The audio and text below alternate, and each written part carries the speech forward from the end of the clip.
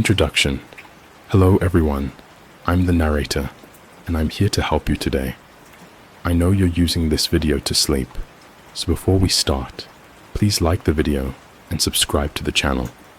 Also, let me know where you're from and what time it is as you're watching.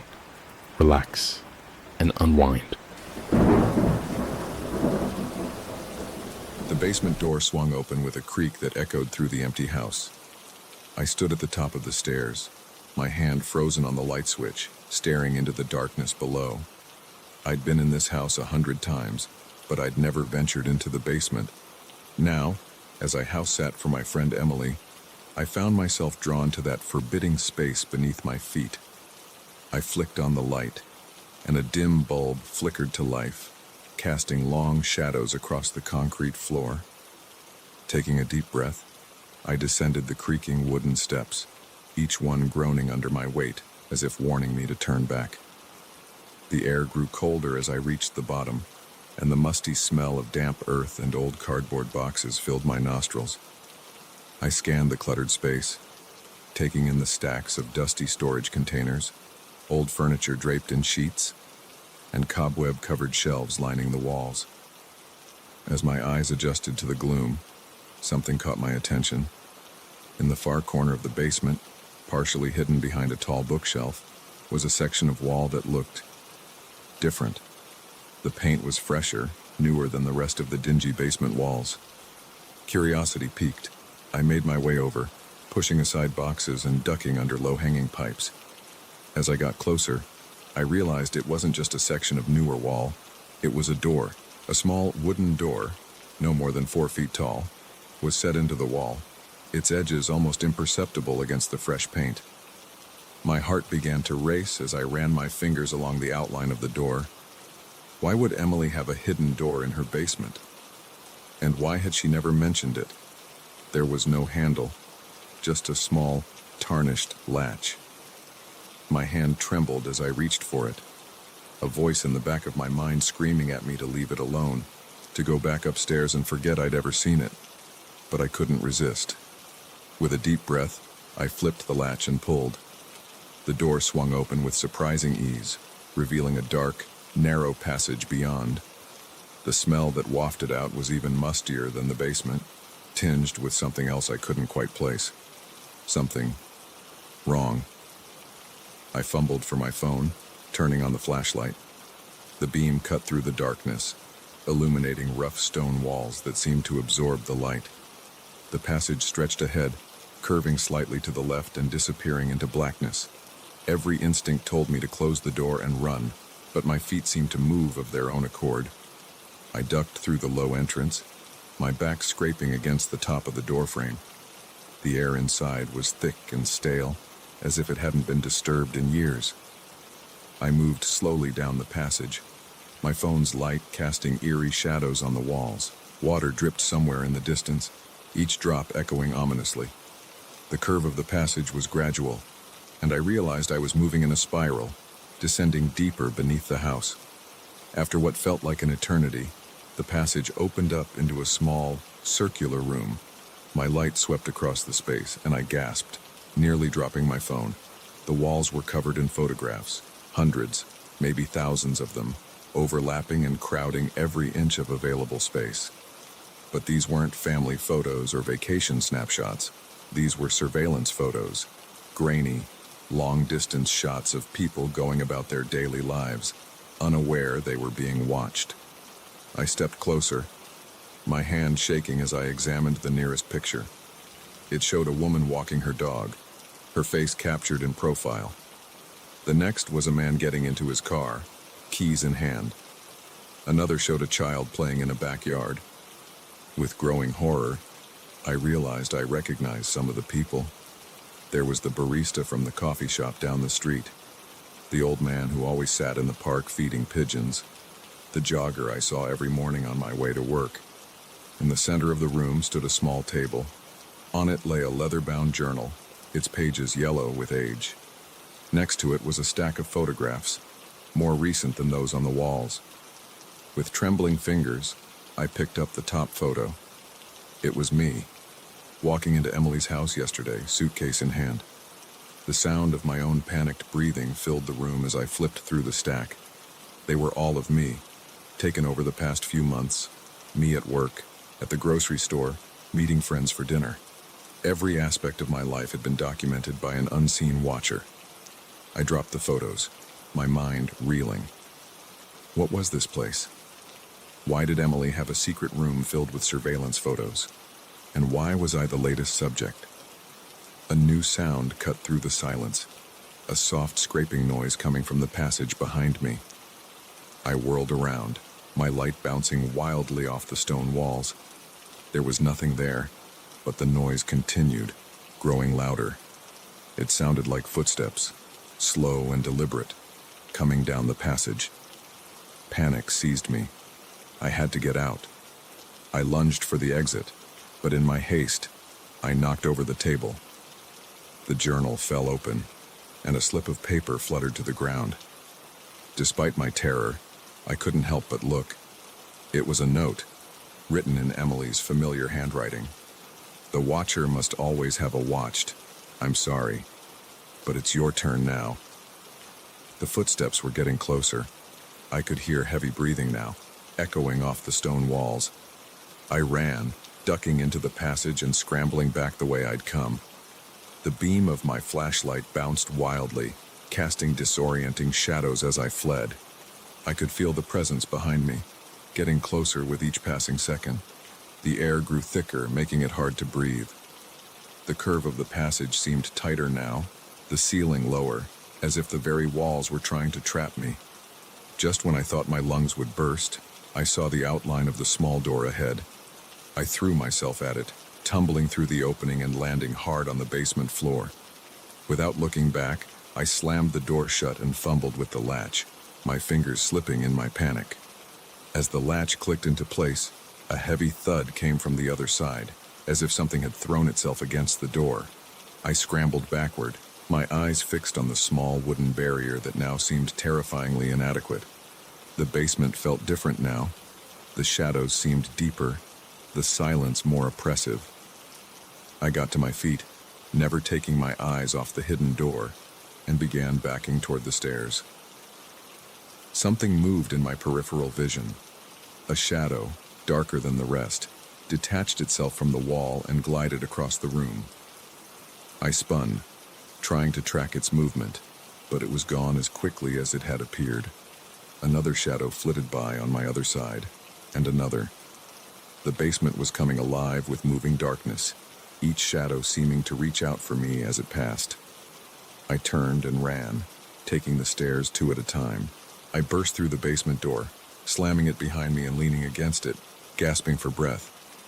The house was silent, but it no longer felt empty. There was a weight to the air, a presence that pressed in from all sides. My phone buzzed in my pocket, making me jump. With shaking hands, I pulled it out. It was a text from an unknown number. "Welcome to the Watched. Don't bother running. We see everything." As if on cue, I heard a click and a whir. Slowly, I turned toward the sound. There, in the corner of the living room ceiling, a security camera I'd never noticed before turned to point directly at me. Its red light blinked steadily, like a malevolent eye. I ran to the front door, yanking it open and bursting out into the night. The street was deserted, the houses dark and silent. As I stood there, gasping and shivering, a streetlight flickered and went out, then another, and another. Darkness crept toward me like a living thing. In the distance, a figure stood beneath the last functioning streetlight. As I watched, paralyzed with fear, it raised a camera to its eye and snapped a picture. The flash momentarily illuminated the face behind the camera. It was Emily. The light went out, plunging the street into total darkness. I couldn't see, couldn't think. All I knew was that I had to run, had to get away. But as I stumbled blindly down the sidewalk, a chilling realization settled over me. There was nowhere to go, nowhere to hide. The watchers were everywhere, and I was now one of the watched. In the darkness, cameras clicked and whirred, documenting every step of my futile escape. And somewhere, in a hidden room beneath an ordinary house, a new name was being added to an ancient journal. Mine.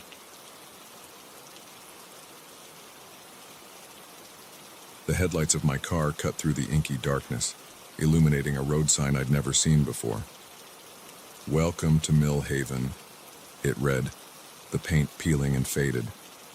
I squinted at my GPS, but the screen had gone dark, lost and low on gas. I had no choice but to hope this town had a place to fill up and maybe grab a coffee. Little did I know, I was about to drive into a nightmare from which there might be no escape. The clock on my dashboard read 11:43 p.m. as I rolled into what I assumed was the main street of Millhaven. The road was empty, lined with buildings that looked like they hadn't been updated since the 1950s. Flickering streetlights cast an eerie glow over the deserted sidewalks. I spotted a gas station up ahead, its faded sign a beacon of hope in this ghost town. As I pulled up to the pump, I noticed a figure in the window of the small attached convenience store. An old man stared out at me, his face expressionless. I waved, trying to be friendly, but he didn't move. The pump clicked as I filled my tank, the sound echoing in the unsettling quiet. No crickets chirped, no distant dogs barked. It was as if the whole town was holding its breath. Inside the store, a bell jingled as I pushed open the door. The old man was now behind the counter, still staring at me with that blank expression. "Evening," I said, forcing a smile. "Just the gas and a coffee, please." He didn't respond, didn't even blink, just kept staring. I cleared my throat, uncomfortable. Is the coffee machine working?" I gestured to the pot behind him. Slowly, so slowly it made my skin crawl. He turned and poured me a cup. When he handed it to me, his fingers brushed mine. They were ice cold. "That'll be $47.50, he said, his voice a dry whisper. I handed him my credit card, eager to get out of there. He swiped it and handed it back, along with a receipt. As I turned to leave, he spoke again. "You'll be staying in Millhaven tonight." I froze, my hand on the door. "Excuse me?" "No one leaves Millhaven after midnight," he said, as if reciting an ancient law. "There's a motel down the street. You'll stay there." I laughed nervously. "Thanks, but I really need to get back on the road." "Which way to the highway?" His stare intensified. "You'll stay in Millhaven tonight," he repeated. A chill ran down my spine. Without another word, I pushed open the door and hurried to my car. As I started the engine, I glanced back at the store. The old man was gone. I pulled out of the gas station, my hands tight on the wheel. The sooner I was out of this creepy town, the better. I drove down the main street looking for signs to the highway, but there were none. Every street I turned down seemed to loop back to the center of town. After 15 minutes of increasingly panicked driving, I found myself back at the gas station. The old man was outside now, watching me, and he wasn't alone.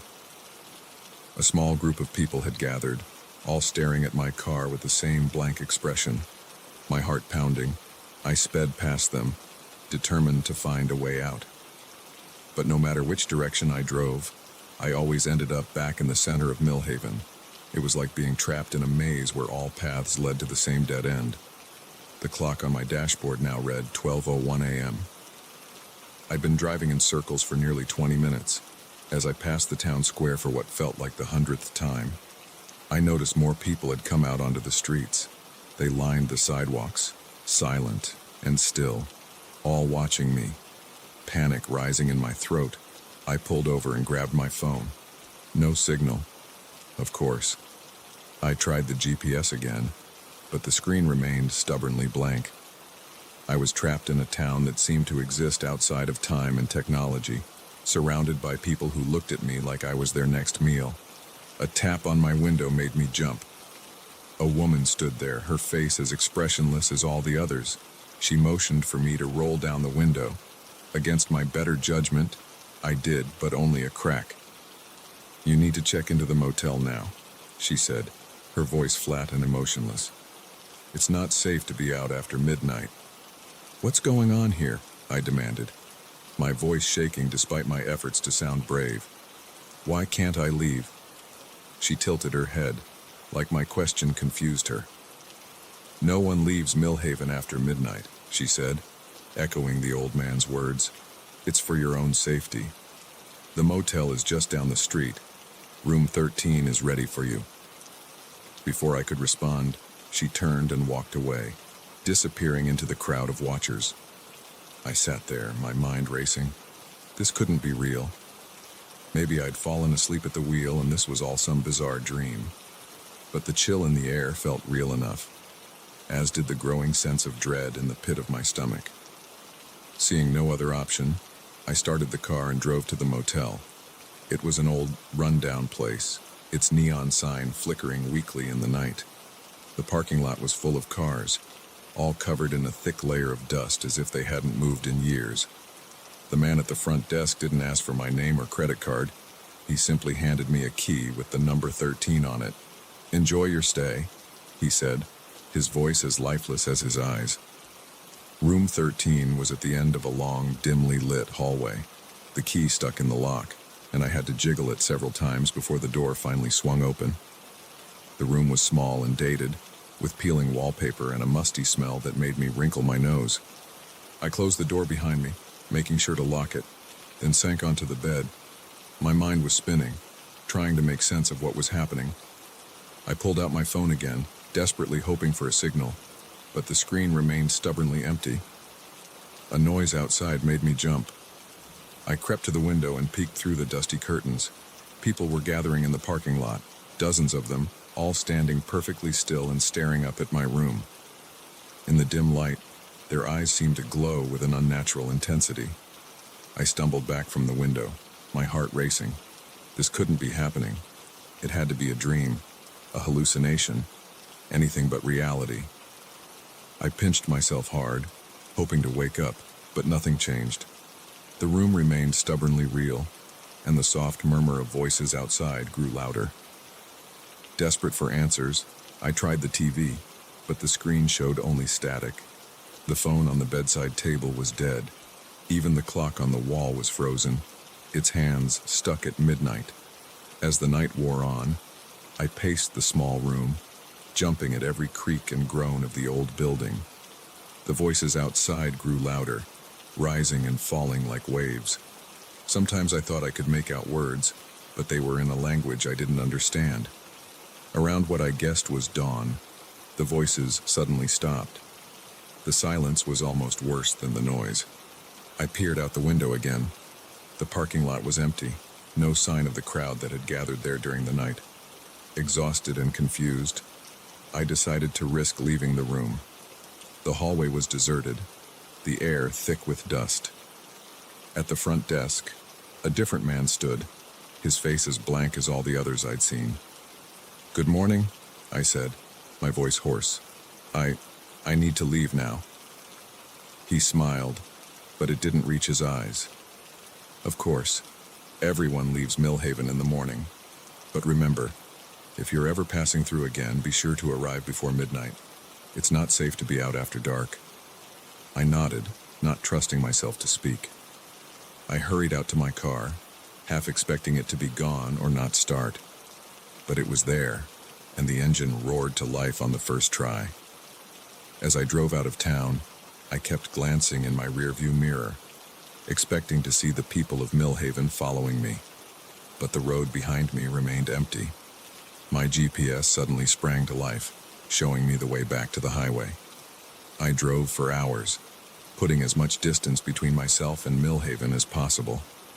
But even as the familiar landscape of the highway surrounded me, I couldn't shake the feeling that something had fundamentally changed, that I had brushed against something dark and unknowable, and it had left its mark on me. As night fell, I found myself checking the clock obsessively, a new fear growing in my heart. What if it wasn't just Millhaven? What if every town became a trap after midnight? The headlights of my car cut through the darkness, and every flickering streetlight made me flinch. I knew one thing for certain. I would never again take a late-night detour without checking the name of the town I was entering. And if I ever saw a sign welcoming me to Millhaven again, I would turn around and drive as fast and as far as I could in the opposite direction, because in Millhaven, the night belongs to them, and once you're caught there after midnight, you might never truly leave.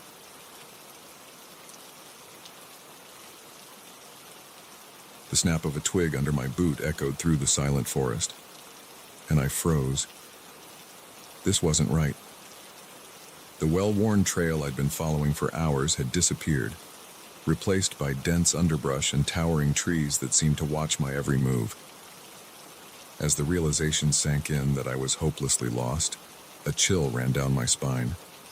Little did I know, getting lost was about to become the least of my worries. I'd set out early that morning, eager to tackle one of the most popular hiking trails in the state park. The weather was perfect, crisp autumn air, a light breeze, and the promise of stunning fall foliage. I'd done this hike a dozen times before, always sticking to the main path and returning before sunset. But today, something had drawn me off course. It started with a glimpse of vibrant red leaves just off the trail. I'd stepped closer for a better look, then spotted an interesting rock formation a little further on. Before I knew it, I'd wandered far from the marked path, lured deeper into the woods by one natural wonder after another. Now, as I stood in a small clearing I didn't recognize, panic began to set in. The sun was sinking lower in the sky, painting the forest in long shadows. I pulled out my phone, but as expected, there was no signal. The map I'd brought was useless without any landmarks to orient myself. Taking a deep breath, I tried to retrace my steps, but every tree looked the same, every path equally unfamiliar. As I pushed through a thick patch of bushes, my foot caught on something, and I stumbled. Reaching down to free my boot, my hand brushed against something smooth and cold. Metal. Curious. I pushed aside the leaves and moss. It was an old canteen, rusted and dented. Next to it lay a tattered backpack, half buried in the dirt. My heart rate quickened as I realized I'd stumbled upon someone's abandoned campsite. I looked around, taking in details I'd missed before. There was a collapsed tent, its fabric rotted and torn. Nearby, a circle of stones marked what must have been a fire pit. But something was off about the scene. It looked like whoever had been here left in a hurry. Personal items were scattered around. A book with swollen, illegible pages, a broken pair of glasses, even a wallet. With trembling hands, I picked up the wallet. The leather was cracked and weathered, but I could still make out a driver's license inside. The photo showed a young man with a friendly smile. The issue date was from 5 years ago. A rustling sound made me whirl around, dropping the wallet. The forest had gone eerily quiet. No birds chirping, no insects buzzing. Just an oppressive silence that seemed to press in from all sides. Then I heard it. A whisper, so faint I thought I'd imagined it, but it came again, clearer this time. "Help us," it seemed to say. The words carried on a breeze I couldn't feel. My skin prickled with goosebumps. "Hello," I called out, my voice sounding too loud in the stillness. "Is someone there?" No response, just that unnatural silence. The light was fading fast now, the shadows growing longer and deeper. I knew I needed to find shelter for the night. As much as the abandoned campsite unsettled me, it was the best option I had.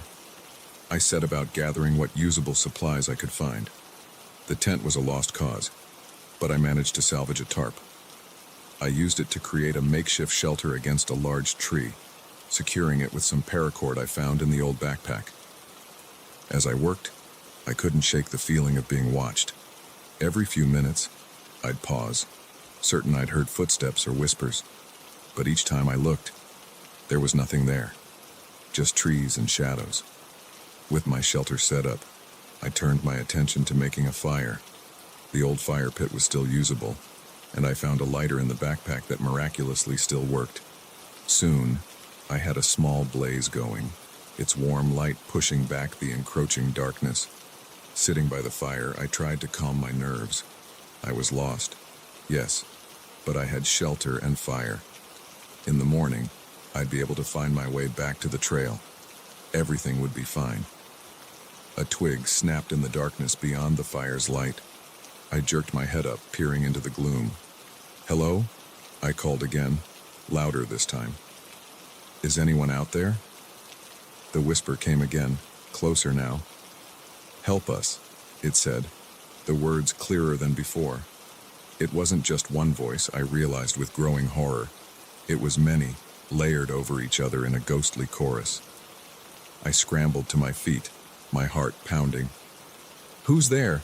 I shouted, trying to sound braver than I felt. "Show yourself." The shadows seemed to move, shifting and swirling just beyond the reach of my fire. I caught glimpses of shapes that might have been human, but they were there and gone too quickly to be sure. Then, at the edge of the clearing, a figure stepped into view. My breath caught in my throat. It was the young man from the driver's license, but something was terribly wrong. His skin was pale, almost translucent, and his eyes were dark, empty pools. He opened his mouth to speak, but no sound came out. More figures emerged from the forest, each as pale and hollow-eyed as the first. I recognized some of them from items I'd found in the camp. The woman with the broken glasses, the older man whose book I'd found. They formed a circle around the clearing, their unseeing eyes fixed on me. I wanted to run, to scream, but I was frozen in place. The whispers grew louder, surrounding me. "Help us," they pleaded. "Or join us." The young man took a step forward, his hand outstretched. I could see through it like he was made of mist. "Stay," he mouthed, his eyes boring into mine. That broke the spell. I turned and ran, crashing through the underbrush without care for direction. Branches whipped at my face, roots tried to trip me, but I kept going. The whispers followed, growing more insistent, more angry. I ran until my lungs burned and my legs felt like lead. When I finally stopped, gasping for breath, I found myself in another small clearing. To my horror, I saw another abandoned campsite, eerily similar to the first. Spinning around, I realized I was surrounded by them. Dozens of campsites, all in various states of decay. Tents, backpacks, personal belongings scattered everywhere.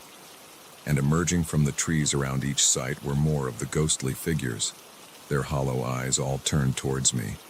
The whispers rose to a fevered pitch. "Join us," they insisted. "Stay with us forever." I closed my eyes, willing it all to be a nightmare. When I opened them, the ghosts were closer, their misty hands reaching for me. In desperation, I reached for my phone again. To my shock, the screen lit up. One bar of signal. With shaking fingers, I dialed 911. As it rang, the ghosts drew closer, their whispers becoming screams. "No!" they howled. "You must stay," a voice answered, blessedly human and alive.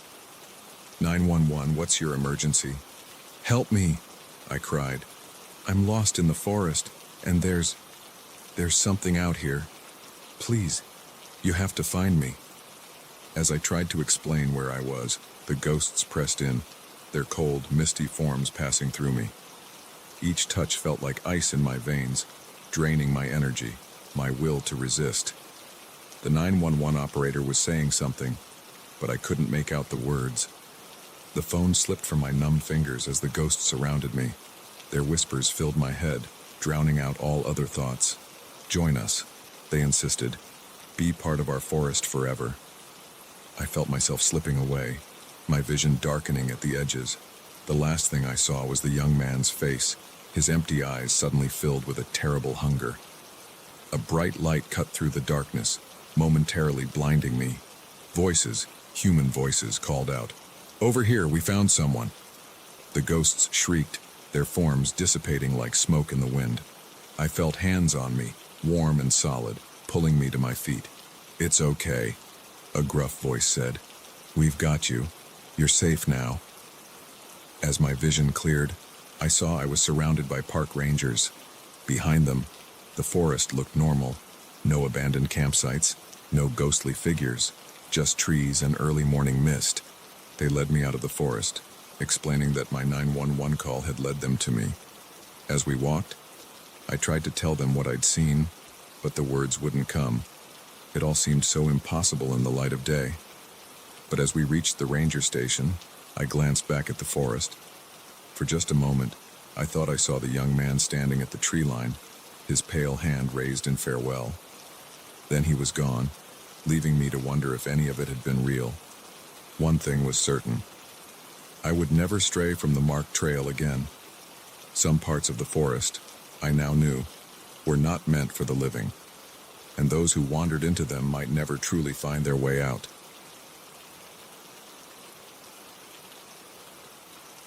The first text message arrived on a Tuesday. Nice outfit. That blue really brings out your eyes. I stared at my phone, a chill running down my spine. I was wearing blue, but I didn't recognize the number. How did they know? As I would soon discover, this seemingly innocuous message was just the beginning of a nightmare that would consume my every waking moment.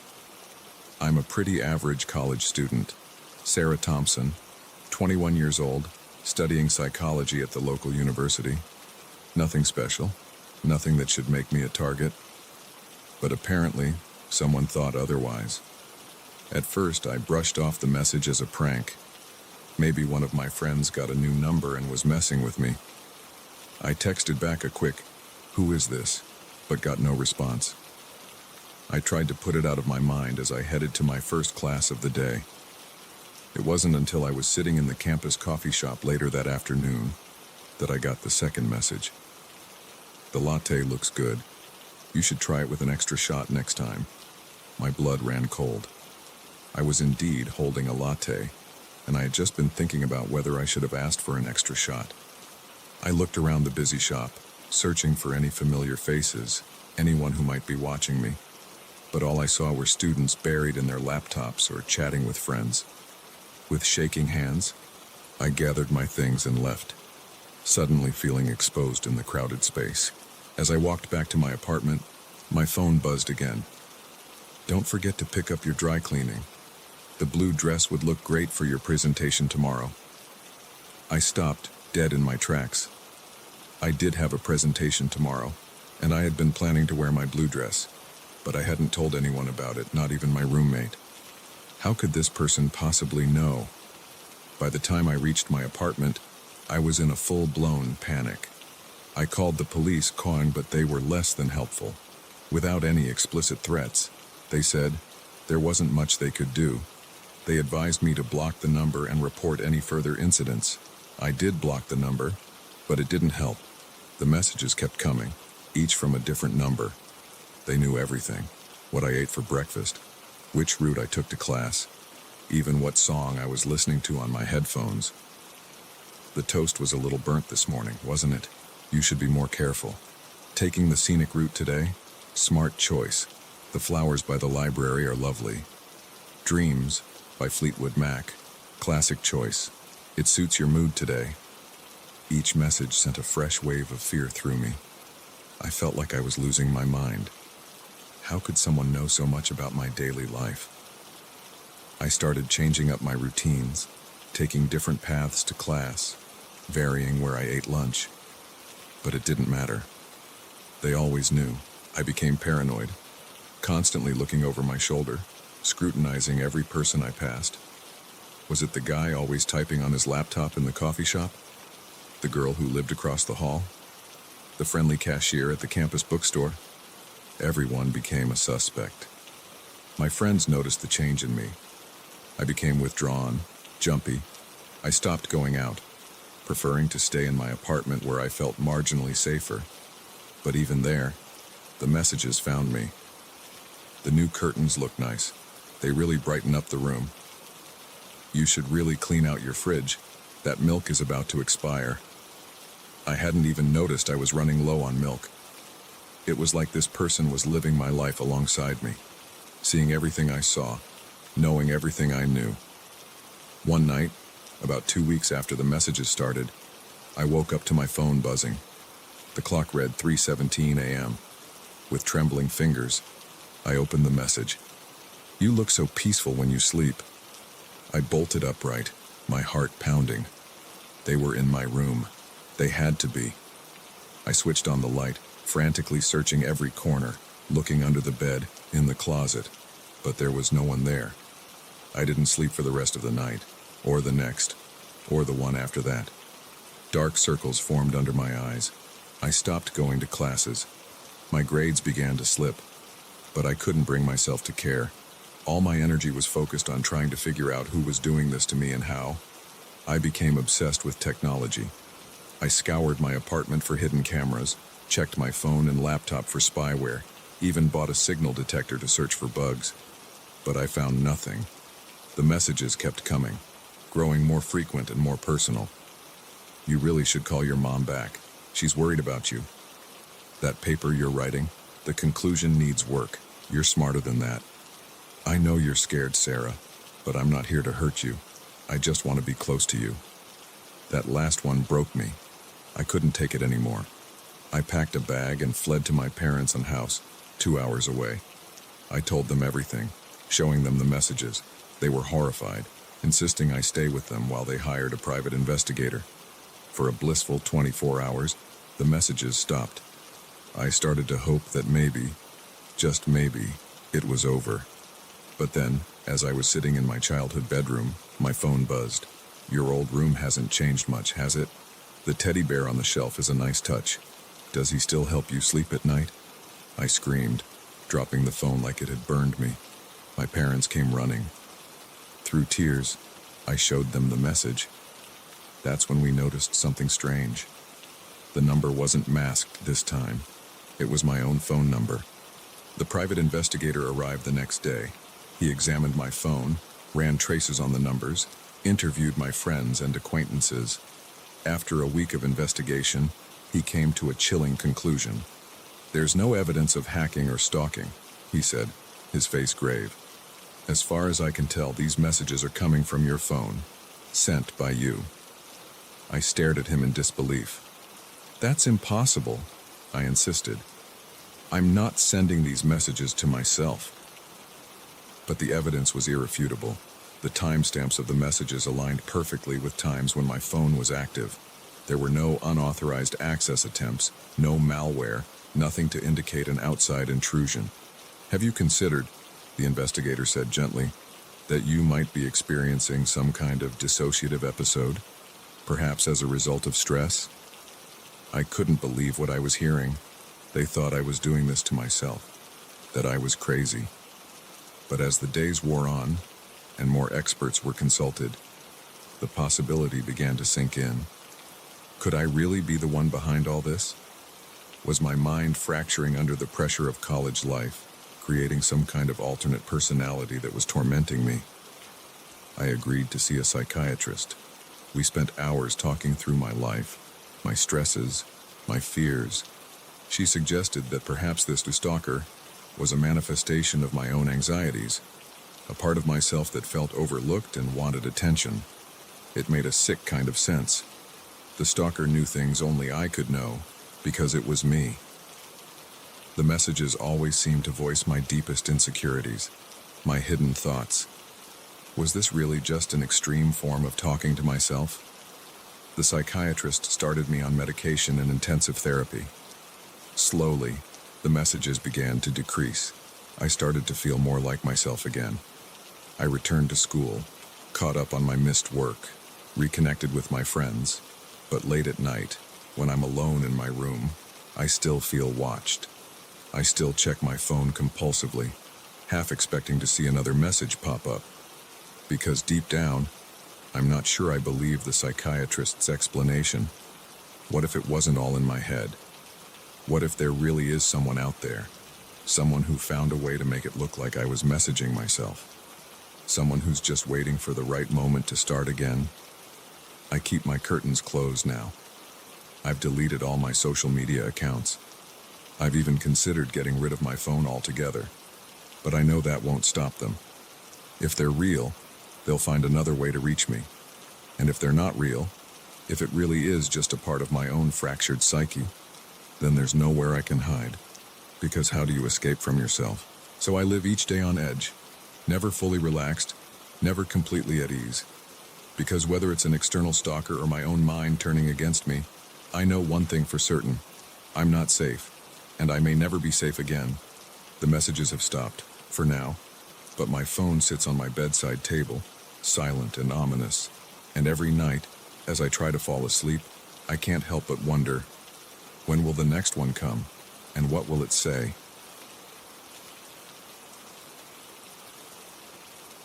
The first thing I noticed when I walked into my apartment that night was the silence. Not the peaceful quiet of an empty home, but a heavy, oppressive stillness that made the hair on the back of my neck stand up. Something was wrong. I couldn't put my finger on it, but as I stood in the darkened living room, I knew that whatever had happened here while I was gone had changed everything. I'm not usually the paranoid type. As a software engineer, I spend most of my days lost in lines of code, not worrying about bumps in the night. But the events of that evening would shake me to my core and make me question everything I thought I knew about my quiet life. It had been a long day at the office, one of those frustrating slogs where nothing seems to go right. By the time I left work, it was well past 9 p.m., and all I wanted was to collapse on my couch with a beer and mindless TV. I remember thinking how nice it would be to see my neighbor, Emily, who often popped over for a chat in the evenings. She lived in the apartment next door and had become a good friend over the past few months. As I fumbled with my keys, I noticed Emily's door was slightly ajar. That was odd. Emily was meticulous about security, always double-checking her locks. I hesitated, wondering if I should check on her, but decided against it. Maybe she had just stepped out for a minute and would be right back. I pushed open my own door and stepped inside, flicking on the lights. Everything looked normal at first glance. My cluttered coffee table, the stack of unwashed dishes in the sink, my laptop still open on the desk where I'd left it that morning. But something felt off. I shrugged off my jacket and headed to the kitchen for that much-needed beer. As I passed Emily's shared wall, I heard it. A soft thud, followed by what sounded like furniture scraping across the floor. My hand froze on the fridge handle. "Emily," I called out, even though I knew she couldn't hear me through the wall. "Everything okay over there?" Silence. I pressed my ear against the wall, straining to hear more. For a long moment, there was nothing. Then, suddenly, a crash. It sounded like something heavy had fallen, or been thrown. My heart began to race. Should I call the police? What if Emily was hurt? Or what if it was nothing? And I ended up embarrassing myself.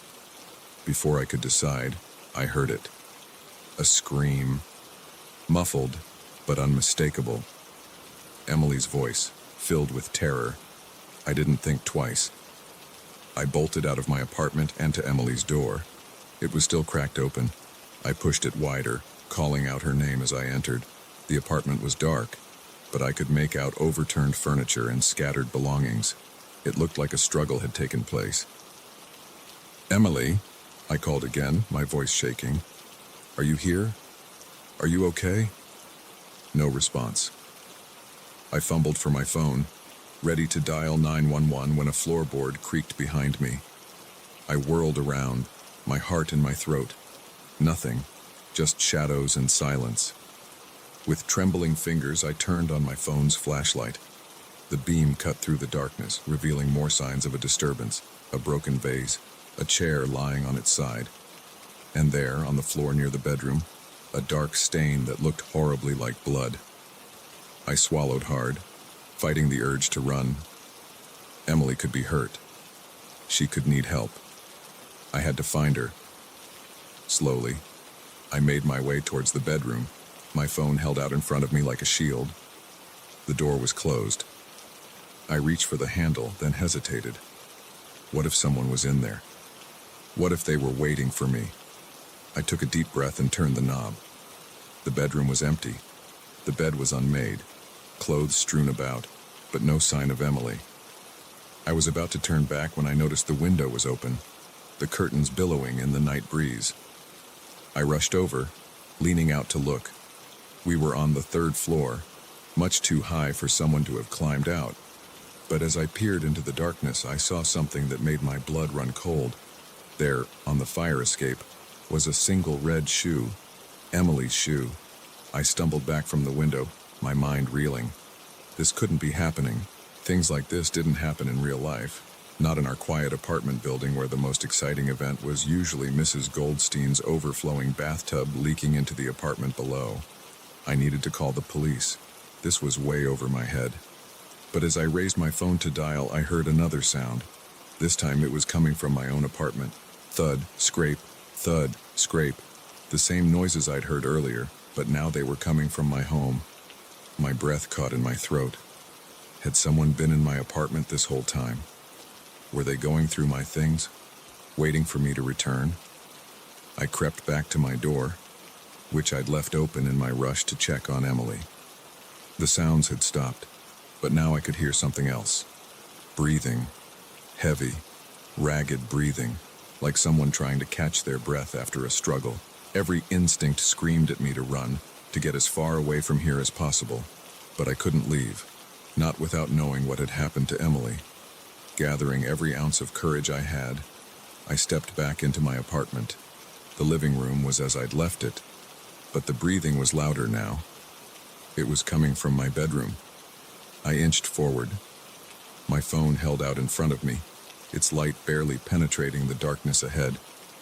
As I approached my bedroom door, I noticed something on the floor, a trail of dark droplets leading from the front door to my room. My stomach churned as I realized it was blood. The breathing stopped abruptly. Whoever was in there knew I was here. "Who's there?" I called out, my voice barely above a whisper. "I've called the police. They're on their way." It was a lie, but I hoped it might scare off whoever was in there. No response. Just silence. With a trembling hand, I reached for the doorknob. It felt ice cold under my fingers. I took a deep breath, steeling myself for whatever I might find on the other side. I pushed the door open. The beam of my phone's flashlight swept across the room, revealing rumpled bedsheets, clothes scattered on the floor, and there, huddled in the corner, a figure.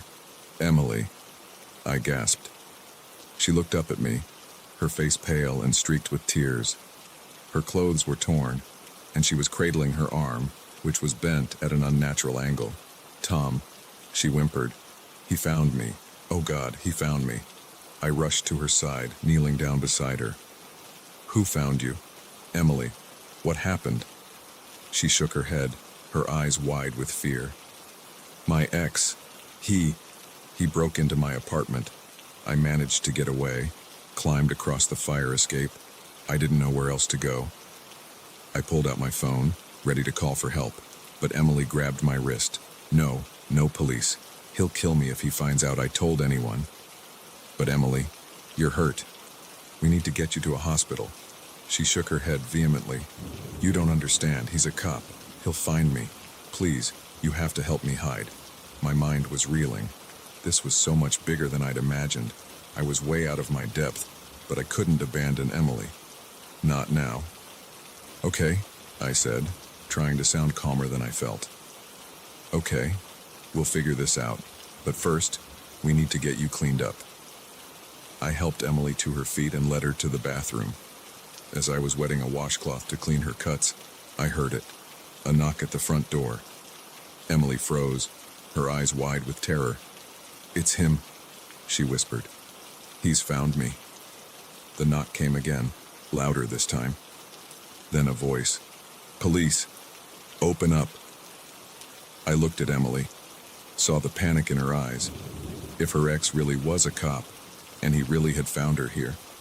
In that moment, I made a decision that would change both our lives forever. I turned off the bathroom light and put a finger to my lips, signaling Emily to be quiet. Then I crept towards the front door. The knocking had turned to pounding now. "Open up. We know you're in there." I took a deep breath, unlocked the door, and opened it just a crack. Two uniformed officers stood in the hallway, their faces grim. "Can I help you, officers?" I asked, trying to keep my voice steady. "We're investigating a disturbance reported in this building," one of them said. "Mind if we come in and take a look around?" I hesitated, my mind racing. If I let them in, they might find Emily. But if I refused, they'd know something was up. "Do you have a warrant?" I asked, buying time. The officers exchanged a look. "No, but then I'm afraid I can't let you in," I said, surprised by how firm my voice sounded. "If you get a warrant, come back. Until then, good night." I closed the door before they could respond, my heart pounding. I knew this wasn't over, not by a long shot. But for now, Emily was safe. As I turned back towards the bathroom, I caught a glimpse of myself in the hallway mirror. The person staring back at me looked different, older, harder. In the space of a few hours, my quiet, predictable life had been turned upside down. I didn't know what would happen next. I didn't know if I was doing the right thing. But I did know one thing for certain. Nothing would ever be the same again.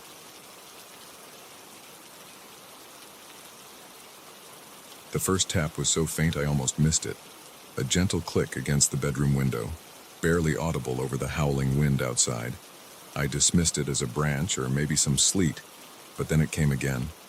Tap, tap, deliberate, rhythmic, as if someone, or something, was trying to get my attention. That was the moment I realized this wouldn't be the peaceful winter getaway I had planned. I had rented this remote cabin for a week, desperate for some solitude after a grueling year at work.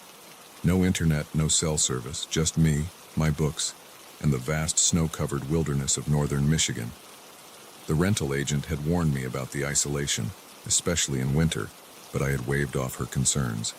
Isolation was exactly what I wanted. The cabin itself was cozy enough, a small, rustic structure with a stone fireplace, creaky wooden floors, and windows that looked out onto endless white. I had arrived that afternoon, just as the sun was setting and the first flakes of what promised to be a significant snowstorm were beginning to fall. I had spent the evening getting settled, building a fire, and losing myself in a good book. The storm picked up outside, wind rattling the windows and snow piling up on the sills. It was exactly the atmosphere I had hoped for, until that first tap. I set my book down, straining my ears.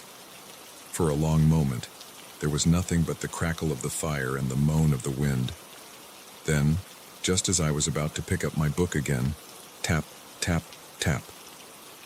This time, there was no mistaking it. The sound was coming from the bedroom window. My heart rate quickened as I stood up, debating whether to investigate. Part of me wanted to ignore it, to crawl under the covers and pretend I hadn't heard anything. But curiosity, or maybe foolishness, got the better of me. I crept towards the bedroom, acutely aware of every creak of the floorboards beneath my feet. The tapping had stopped, but as I approached the window, I could swear I saw movement in the swirling snow outside. Gathering my courage, I pulled back the curtain. Nothing. Just darkness and wind-driven snow. I pressed my face close to the glass, squinting to see through the storm. For a split second, I thought I saw a shadow move across the yard, but when I blinked, it was gone. Shaking my head, I let the curtain fall back into place. I was letting my imagination run wild. It was probably just some ice or a tree branch. Nothing to worry about. I returned to the living room, determined to forget about the incident and enjoy my evening. But as I settled back into my armchair, I couldn't shake the feeling of unease that had settled over me. The tapping didn't return that night, but I slept fitfully, jerking awake at every gust of wind or creak of the old cabin. When morning finally came, I was exhausted but relieved. In the light of day, my fears seemed silly and overblown. I made myself a strong cup of coffee and decided to survey the damage from last night's storm. Opening the front door, I was met with a wall of white. Snow had drifted up against the cabin, nearly reaching the windowsills. It was still coming down heavily, the world beyond the porch a blur of white. As I sipped my coffee, marveling at the transformed landscape, something caught my eye. There, in the snow just beyond the porch steps, was a set of footprints. My mug nearly slipped from my grasp as I stared at them. my mind refusing to process what I was seeing. The prints led from the tree line straight to the cabin, circling it completely before disappearing back into the woods. They passed directly beneath the bedroom window where I'd heard the tapping. My hands shaking, I set down my mug and stepped out onto the porch for a closer look. The prints were partially filled in with fresh snow, but I could still make out their shape. They were too large to be an animal's, unless bears had suddenly started walking on two legs. No, these were unmistakably human footprints. A chill that had nothing to do with the cold ran through me. Someone had been here last night, walking around the cabin while I slept. The tapping hadn't been my imagination after all. I retreated back inside, double-checking that all the doors and windows were locked. My mind raced with possibilities. A lost hiker seeking shelter. But why not knock on the door? A thief casing the place. But what was there to steal in this remote cabin? As the day wore on, I tried to distract myself with books and puzzles, but my eyes kept drifting to the windows, searching the white expanse for any sign of movement. The storm showed no signs of letting up, and I knew I was trapped here, at least for another day or two. Night fell early, the darkness seeming to press in on the cabin from all sides. I built up the fire and turned on every light, trying to create an illusion of safety. But as the wind howled outside, I couldn't shake the feeling that I was being watched. I was just considering turning in for the night when I heard it again. Tap, tap, tap. This time it was coming from the living room window. My breath caught in my throat as I turned slowly towards the sound. Through a gap in the curtains, I could see a dark shape pressed against the glass. A face, distorted by frost and shadow, its features indistinct but unmistakably human. Our eyes met for a fraction of a second before the figure darted away, disappearing into the storm. I stumbled back, my heart pounding so hard I thought it might burst from my chest. This was no trick of the light or figment of my imagination. Someone was out there, watching me, trying to get in. With trembling hands, I grabbed my phone, cursing when I remembered there was no service. The landline was just as useless, nothing but static when I picked up the receiver. I was completely cut off. The tapping started again, this time at the kitchen window, then the bathroom, then the bedroom. It was as if my unseen visitor was testing every possible entry point, looking for a way in. I grabbed the fireplace poker, clutching it like a weapon as I moved from room to room, checking locks and drawing curtains. The tapping followed me, always staying just out of sight. Sometimes it would stop for a few minutes, lulling me into a false sense of security before starting up again with renewed vigor. As the night wore on, the tapping turned to scratching, then to pounding. The whole cabin seemed to shake with the force of it. I huddled in the center of the living room, poker raised, my eyes darting from window to window. "What do you want?" I finally screamed, my voice hoarse with fear and frustration. The pounding stopped abruptly. For a long moment, there was only silence. Then, so quietly, I almost missed it. A voice spoke. It seemed to come from everywhere and nowhere at once, seeping through the walls like cold mist. "Let me in," it whispered. "It's so cold out here. Let me in." The voice was neither male nor female, neither young nor old. It was simply wrong. Every instinct I had screamed at me not to listen, not to give in. "Go away," I shouted, trying to sound braver than I felt. "Leave me alone." A low chuckle echoed through the cabin, sending shivers down my spine. "Oh, but I can't do that," the voice said. "You see, I've been alone for so long, and now you're here. We can keep each other company. Forever." The pounding resumed, louder than ever. I could hear wood splintering, glass cracking. Whatever was out there, it was going to get in, and soon. In desperation, I ran to the bedroom, slamming and locking the door behind me. I pushed the heavy oak dresser in front of it, then retreated to the far corner of the room, poker still clutched in my sweating hands. The voice continued to call to me, sometimes pleading, sometimes threatening. The pounding grew so intense I was sure the whole cabin would come down around me. And then, Just as suddenly as it had begun, it stopped. Silence fell, broken only by my ragged breathing and the pounding of my heart. I waited, every muscle tense, for what felt like hours. But nothing happened. No more tapping, no more voice, no more pounding. As the first rays of dawn began to filter through the window, I finally allowed myself to relax, just a little. Whatever had been out there, maybe it had given up. Maybe I was safe. With the morning light came a renewed sense of determination. I had to get out of here, storm or no storm. I'd walk if I had to. Cautiously, I moved the dresser and opened the bedroom door. The cabin was a mess, furniture overturned, curtains torn, but no sign of forced entry.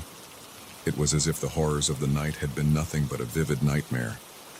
I packed my bags quickly, not bothering to clean up. I just wanted to be gone.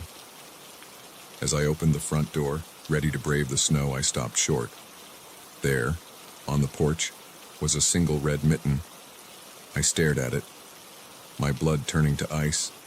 It hadn't been there yesterday, which meant... Slowly, I raised my eyes to the tree line. And there, just visible through the gently falling snow, was a figure.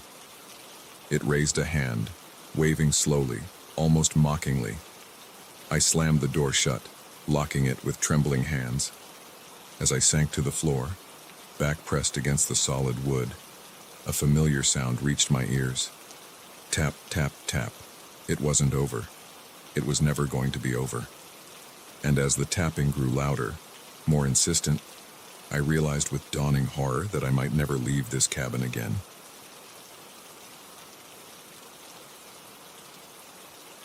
The neon sign of the motel flickered in the rain, casting an eerie red glow across the empty parking lot.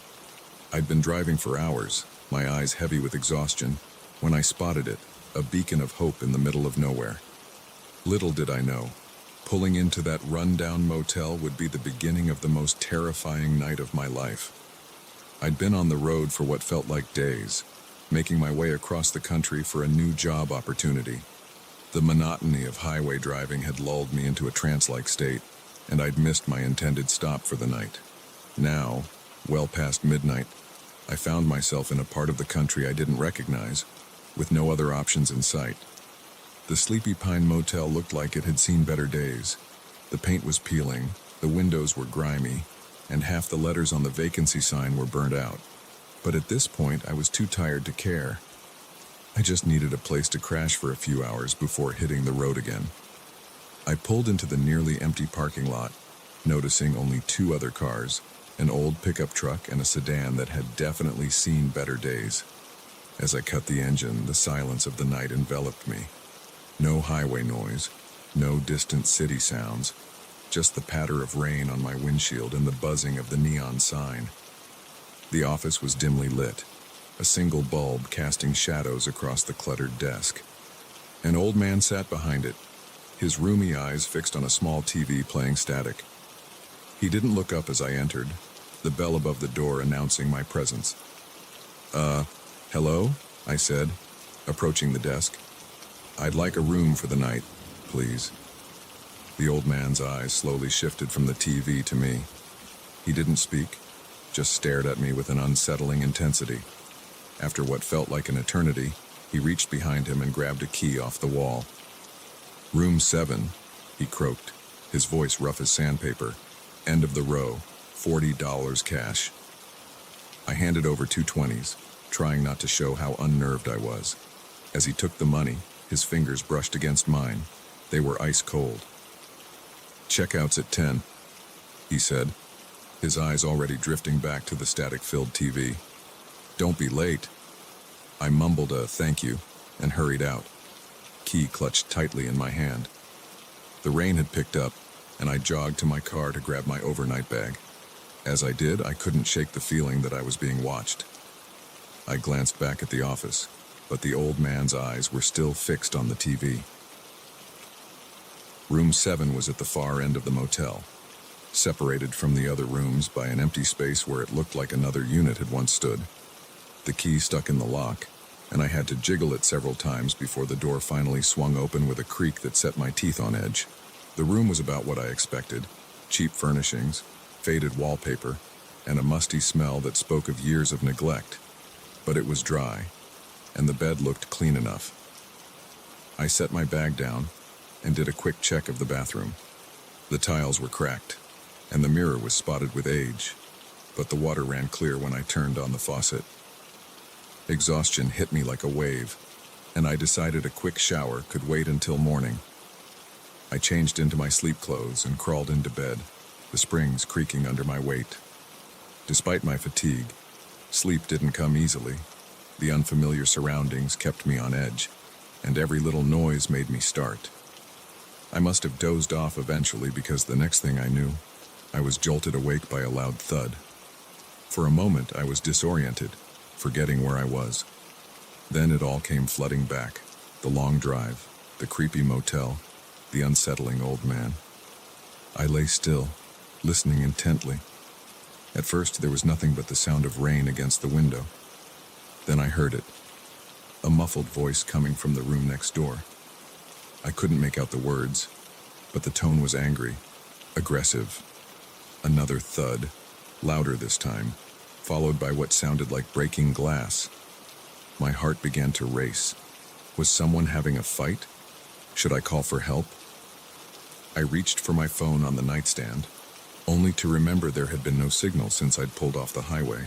I considered going to the office, but the thought of facing that eerie old man again made me hesitate. The voices next door grew louder.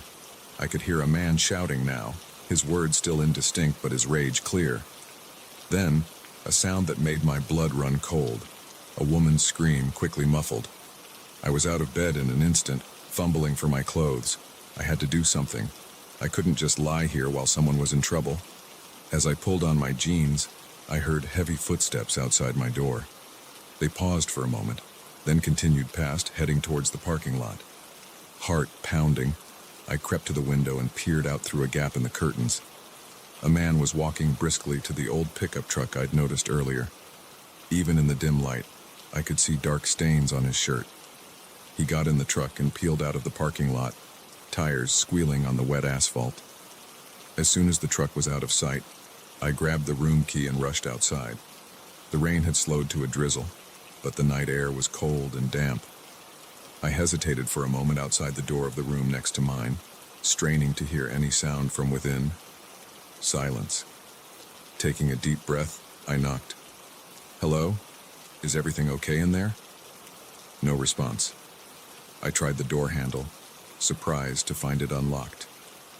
The door swung open with a creak, revealing a scene of chaos. The room was trashed, furniture overturned, a lamp shattered on the floor, the bedsheet stained with what looked horribly like blood. But there was no sign of the woman I'd heard screaming. A chill ran down my spine as I surveyed the room. Something very bad had happened here, and I had a sinking feeling that the man I'd seen leaving was responsible. I needed to get help, to report what I'd seen and heard. I turned to leave, planning to wake the old man in the office and use the motel phone to call the police. But as I stepped back into the night, I froze. The parking lot, which had been nearly empty when I arrived, was now full of cars. Old cars. Vintage models that looked like they belonged in a museum rather than a seedy motel parking lot. And there, standing by my car, was the old man from the office. Only he didn't look old anymore. In the pale light of dawn, I could see that his face was smooth, unlined. He smiled at me, and his teeth gleamed unnaturally white. "Checking out so soon?" he called, his voice no longer a rasp, but rich and deep. "But the fun's just getting started." I backed away, my mind reeling. This wasn't possible. None of this was possible.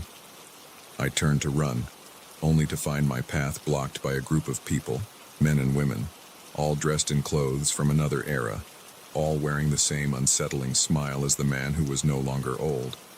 "You really should have minded your own business," a woman in a 1950s-style dress said, shaking her head sadly. "Now you'll have to join our little party." They began to close in on me, their movements unnaturally fluid. I looked around desperately for an escape route, but they had me surrounded. The last thing I saw before they reached me was the neon sign of the motel, still flickering in the early morning light. But now, instead of Sleepy Pine Motel, it read, Eternity's Rest. As hands grabbed me from all sides, a horrible realization dawned. I hadn't just checked into a motel for the night. I'd checked into something much, much worse. And I had a feeling that no matter what the sign said, checking out wasn't going to be an option. The last thing I heard before the world went dark was the old man's voice, now tinged with an otherworldly echo. Welcome to eternity, traveler. We hope you enjoy your stay.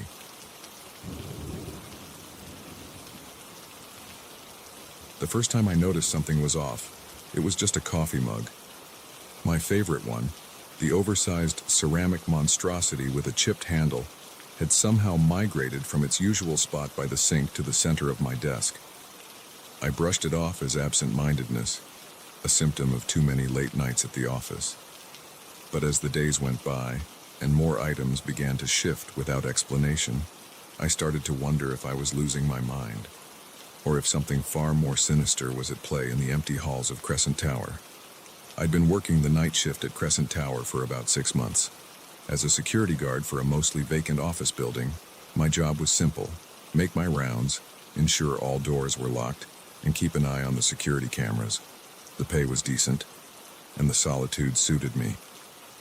After a messy breakup and a string of dead-end day jobs, the quiet nights gave me time to think, to plan my next move. The building itself was impressive, a gleaming skyscraper of glass and steel that dominated the city skyline. But inside, it was a ghost town. The economic downturn had hit hard, and most of the offices stood empty, waiting for tenants that never seemed to materialize.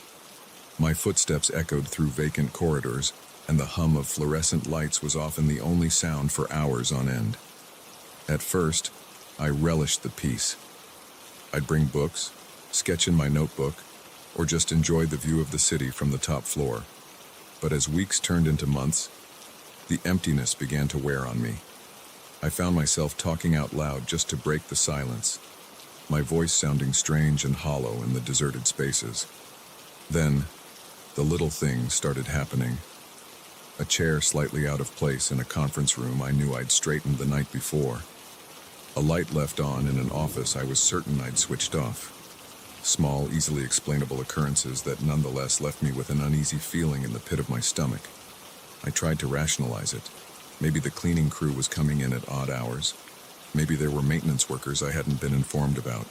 But the explanations felt hollow, especially when I checked the lobby sign-in sheet and found no record of anyone entering the building during my shifts. The coffee mug incident was the first time I couldn't ignore the strangeness anymore. I knew I hadn't brought that mug to my desk. And yet, there it sat, a silent accusation of my failing grip on reality. I began to pay closer attention, to document the changes I noticed. A potted plant moved from one side of the lobby to the other. A stack of papers rearranged on an abandoned desk. A window left open on a floor I was sure I'd secured. With each passing night, my unease grew. I found myself jumping at shadows, spinning around at the slightest sound. The vast emptiness of the building, once comforting, now felt oppressive. I could swear I heard footsteps when I knew I was alone, caught glimpses of movement in my peripheral vision that vanished when I turned to look. I started spending more time in the security office, eyes glued to the bank of monitors that showed feeds from cameras throughout the building. For hours, I'd watch the silent, empty halls, waiting for something, anything, to happen. And then, one night, it did. It was around 3 a.m., that dead time of night, when the world feels suspended between yesterday and tomorrow.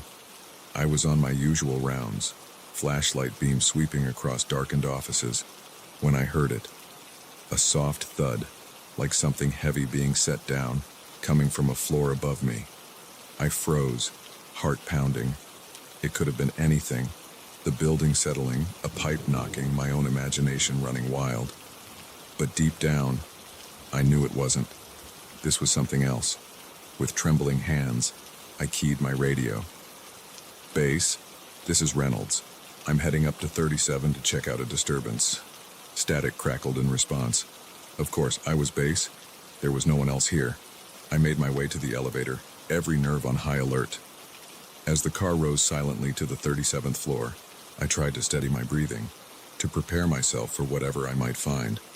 The doors slid open with a soft ding that seemed obscenely loud in the silent building. I stepped out, flashlight beam cutting through the darkness. Everything looked normal, desks covered in dust cloths, computer monitors dark and lifeless. And then I saw it. In the beam of my flashlight, a figure darted around a corner at the far end of the room. "Hey!" I shouted, my voice cracking. "Stop right there!" I ran after it, heart pounding in my ears. As I rounded the corner, I caught another glimpse, a dark shape, humanoid but somehow wrong, slipping into an office. I skidded to a stop outside the door, suddenly unsure. What was I doing? If this was an intruder, I was unarmed, alone, and way out of my depth. But I had to know. I had to see what had been haunting this building, haunting me, for weeks. Taking a deep breath, I pushed open the door. The office was empty. No sign of the figure I'd been chasing. No sign that anyone had been there at all. But as I swept my flashlight around the room, something caught my eye. On the desk, placed with deliberate care, was my coffee mug. The same one that had started all of this. I approached slowly, as if the mug might suddenly spring to life. As I got closer, I noticed something else. A piece of paper, folded neatly and tucked under the mug. With shaking hands, I unfolded it. The message was short, written in an elegant script that seemed to shimmer in the beam of my flashlight. "We've been watching you, James. It's time you joined us." I stumbled back, the paper falling from my numb fingers. This wasn't possible. How did they know my name? Who were they? And what did they mean? Join us. A sound behind me made me whirl around. There, in the doorway, stood a figure. It was like a shadow given form, edges blurred and shifting, but unmistakably human-shaped. As I watched, frozen in terror, more figures appeared behind it, filling the hallway. They began to move towards me, their movements fluid and unnatural. I backed away, bumping into the desk, my mind screaming at me to run, to fight, to do something. But I was rooted to the spot, unable to look away from the approaching shadows. The first figure reached out a hand, or what should have been a hand. Instead, I saw a swirling mass of darkness reaching for me. As it touched my arm, I felt a cold so intense it burned. I screamed then, the sound tearing from my throat and echoing through the empty building. The shadows paused as if startled by the noise. In that moment of hesitation, my paralysis broke. I ran. I don't remember much of my flight from that office. It's a blur of dark corridors, the pounding of my feet on stairs, I didn't trust the elevator, and the constant feeling of pursuit. I burst out of the lobby doors, gasping for air, and ran until my lungs burned and my legs gave out. When I finally stopped, I was blocks away from Crescent Tower.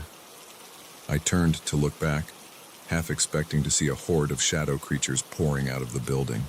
But the street was empty, the tower looming silently against the pre-dawn sky. I never went back to Crescent Tower. I called my supervisor the next day and quit, making up some excuse about a family emergency. He didn't question it. Night guards rarely lasted long in that lonely building. Sometimes, on sleepless nights, I find myself drawn to my window, looking out at the city skyline.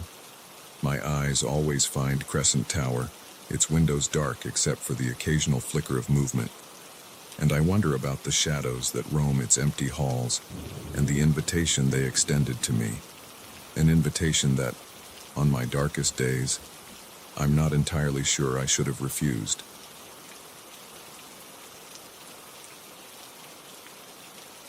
The windshield wipers fought a losing battle against the downpour as I squinted through the darkness, searching for any sign of civilization. That's when I saw him, a lone figure on the side of the road, thumb outstretched. I hesitated for just a moment before pulling over. Little did I know, that simple act of kindness would plunge me into a nightmare from which I might never wake. I'd been driving for hours, making my way cross-country for a new job opportunity. The rain had started about an hour ago, a light drizzle that quickly turned into a torrential downpour. The late-night radio DJ had been warning about flash flood advisories, but I was too far from any town to stop for the night. I just had to push through. The hitchhiker was soaked to the bone, his clothes clinging to his lanky frame. As I pulled up beside him, I could see he was younger than I'd initially thought, maybe mid-20s, with a scruffy beard and long hair plastered to his face by the rain. I rolled down the passenger window. "Hey, you need a ride?" He flashed a grateful smile, revealing a chipped front tooth. "Man, you're a lifesaver. I've been out here for hours." I unlocked the door and he clambered in, bringing with him the smell of wet clothes and something else, something earthy and pungent that I couldn't quite place. "Aye, thanks, brother," he said, shaking his head like a dog and sending water droplets flying. "I'm Jack." "Tom," I replied, pulling back onto the road. "Where you headed, Jack?" He shrugged. "Wherever you're going is fine. I'm just trying to get out of this rain." I nodded, focusing on the road ahead. The rain hadn't let up, and visibility was getting worse by the minute. We drove in silence for a while, the only sound the rhythmic thump of the wipers and the patter of rain on the roof. "So, Tom," Jack said eventually, "what brings you out to these parts on a night like this?" I glanced at him. In the dim light from the dashboard, his eyes seemed to glint with an unnatural intensity. I shrugged off the uneasy feeling and answered, "Job interview in Phoenix. Couldn't get a flight, so I'm driving." Jack nodded slowly. "Phoenix? Huh? That's a long way from home for you, isn't it?" I frowned. "How did you know I'm not from around here?" He chuckled, a sound that sent a chill down my spine. "Just a guess. You don't seem like a local." The conversation lulled again, but the silence felt heavier now, charged with intention I couldn't explain. I tried to focus on driving, but I kept finding my eyes drawn to Jack. There was something off about him, something I couldn't quite put my finger on. "You know," Jack said suddenly, "I've always found it interesting how trusting people can be. Picking up strangers on the side of the road, letting them into their cars, their lives." I tightened my grip on the steering wheel. "Yeah, well, I couldn't just leave you out there in this weather." Jack turned to look at me, and in that moment, I swear his eyes flashed yellow in the glare of oncoming headlights. "No, I suppose you couldn't. That's not who you are, is it, Tom? Always trying to do the right thing, even when it puts you in danger." My blood ran cold. "What are you talking about? How could you possibly know that about me?" He smiled, and this time I was sure his teeth looked sharper than they had before. "Oh, Tom, I know a lot about you. I know you're running from a failed marriage back in Ohio. I know about the drinking problem you've been trying to hide. I know about the night you almost—" "Stop!" I shouted, the car swerving slightly as I lost focus. "Who the hell are you? How do you know these things?" Jack's smile widened, stretching to an impossible breadth. "I know because you let me in, Tom. Not just into your car, but into your life, into your soul." I pulled over to the side of the road, my hands shaking so badly I could barely control the wheel. "Get out," I said, my voice trembling. "Get out of my car right now." But Jack didn't move. Instead, he reached out and placed a hand on my arm. His touch was ice cold, sending waves of numbness up to my shoulder. "Oh, I'm not going anywhere, Tom. We've only just begun our journey together." I tried to pull away, but my body wouldn't respond. Panic rose in my throat as I realized I couldn't move and couldn't speak. I was trapped in my own body, powerless to do anything but watch and listen. Jack, or whatever he really was, continued speaking, his voice taking on an otherworldly echo. "You see, Tom, I've been watching you for a long time, waiting for the right moment to make contact. And tonight, when you made the choice to pick me up, you opened a door that can't be closed." He leaned in closer, and I could smell that earthy scent again, like freshly dug graves in decay. "You humans are so fascinating, so full of contradictions. You try so hard to be good, to do the right thing. But deep down, there's a darkness in all of you. And that darkness, that's where I live. I wanted to scream, to fight, to do anything, but I was helpless. Tears of frustration and fear rolled down my cheeks as Jack continued his monologue. I'm going to show you things, Tom, things you've never imagined. We're going on a journey together, you and I. A journey into the heart of your own personal hell. With that, he placed his other hand on my forehead.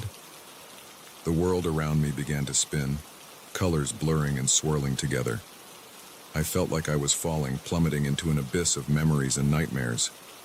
I saw flashes of my life, the argument that ended my marriage, the nights spent drinking alone in seedy bars, the moment of weakness when I almost... No, I couldn't think about that.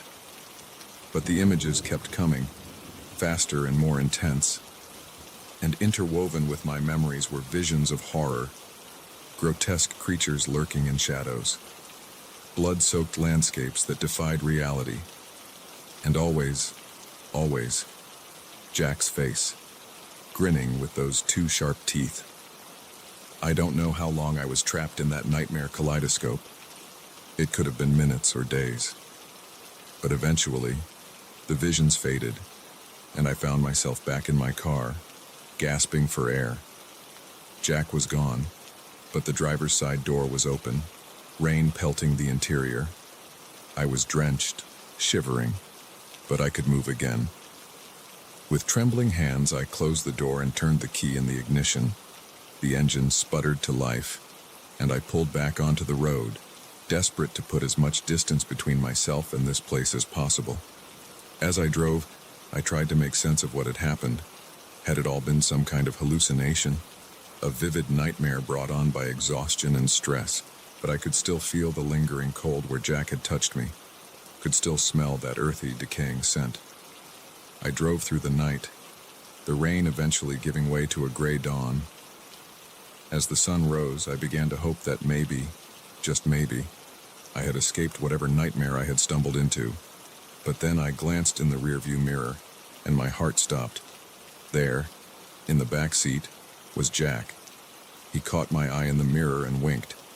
"Where to next, Tom?" he asked, his voice filled with malicious glee.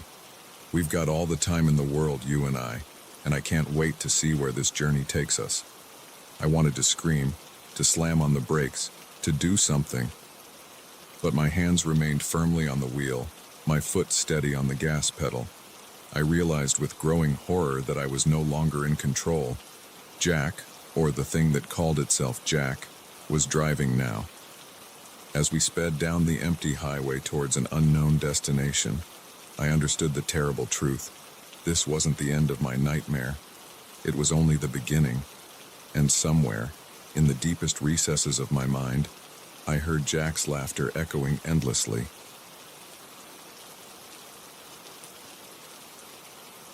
The attic door creaked open, releasing a cloud of dust that danced in the beam of my flashlight. As the particles settled, my eyes fixed on an old trunk tucked away in the corner. I had no idea that opening that trunk would unleash a terror that would consume our lives, turning our dream home into a nightmare we couldn't escape. Sarah and I had been thrilled when we found the old Victorian house on Maple Street. It was a fixer-upper, sure, but we saw potential in its ornate woodwork and spacious rooms. The price was a steal, and we jumped at the chance to own a piece of history. We should have known that such a bargain would come with hidden costs. We'd been in the house for about a month, slowly making it our own. The previous owners had left behind a lot of junk, and we'd been sorting through it, deciding what to keep and what to toss. The attic was the last frontier, filled with dusty furniture and boxes of forgotten belongings. I'd gone up there alone that day, Sarah busy with work calls downstairs. The trunk caught my eye immediately. It was older than everything else, its leather cracked and faded, brass fittings tarnished with age. It looked like something out of a pirate movie, and I couldn't resist the urge to open it. The lock was rusted shut, but a bit of force with a crowbar popped it open. Inside, nestled among moth-eaten clothes and yellowed papers, was a stack of photographs. They were old, many of them sepia-toned or early black and white prints. I picked them up, curious about the lives captured in these faded images. As I flipped through them, a chill ran down my spine. These weren't normal family photos. Each one showed people in various states of distress.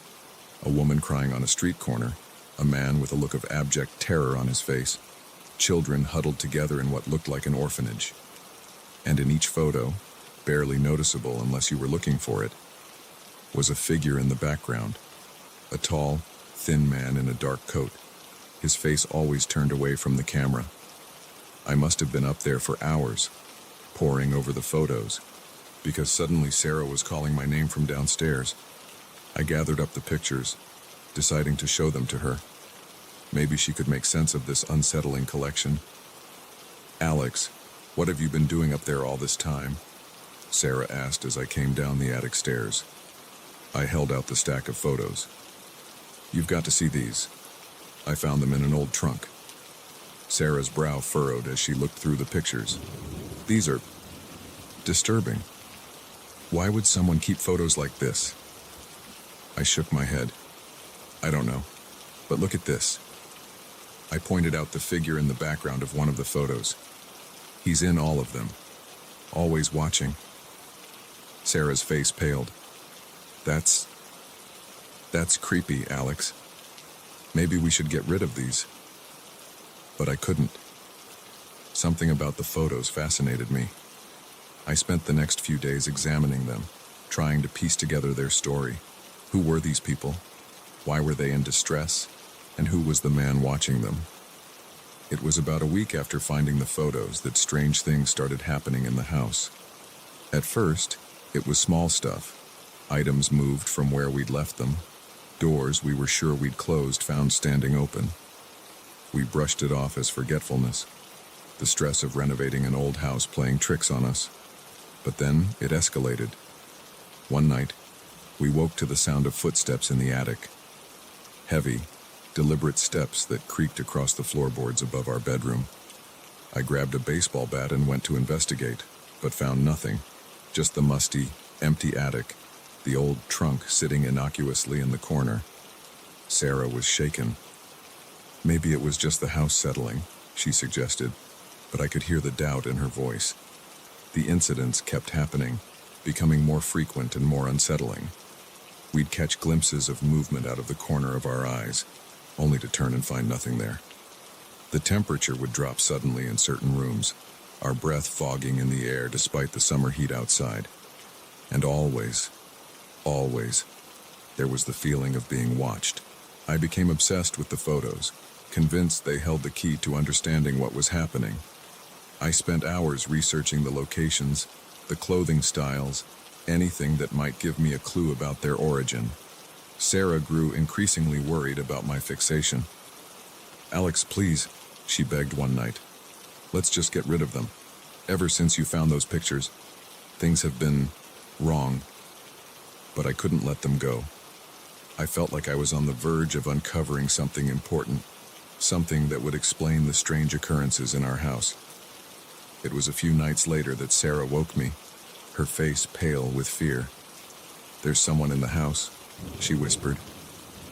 I listened, and sure enough, I could hear footsteps downstairs. Slow, heavy steps that echoed through the old house. I grabbed the baseball bat again and crept down the stairs, Sarah close behind me. The living room was dark, but as my eyes adjusted, I saw a figure standing by the window, tall and thin, wearing a long, dark coat. My breath caught in my throat as I realized it was the man from the photos.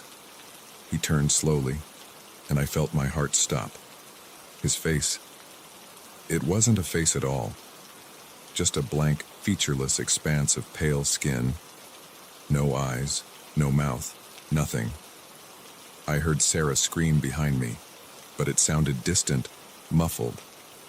The figure raised a hand, pointing directly at me, and then, in a voice that seemed to come from everywhere and nowhere at once, it spoke. "You've seen, now you're part of it." I blinked, and it was gone. The living room was empty, no sign that anyone had been there. but the feeling of being watched remained, more intense than ever. From that night on, our lives became a waking nightmare. We'd see the figure everywhere, reflected in windows, standing at the end of hallways, always just at the edge of our vision. When we tried to look directly at it, it would vanish, only to reappear somewhere else moments later. We couldn't sleep, couldn't eat. The constant fear was wearing us down. Sarah wanted to leave, to abandon the house and never look back. But something kept me there. A need to understand, to solve the mystery of the photos and the watching man. I threw myself into research with renewed vigor, spending every waking moment trying to uncover the truth. And slowly, terrifyingly, I began to piece it together. The photos dated back over 100 years. The people in them were all connected, victims of tragedies, accidents, crimes, and the watching man. He was there for all of it, not causing the suffering, but feeding on it, gathering it like a harvest. I realized, too late, what I'd done by finding those photos. I'd invited it into our lives, given it a new hunting ground.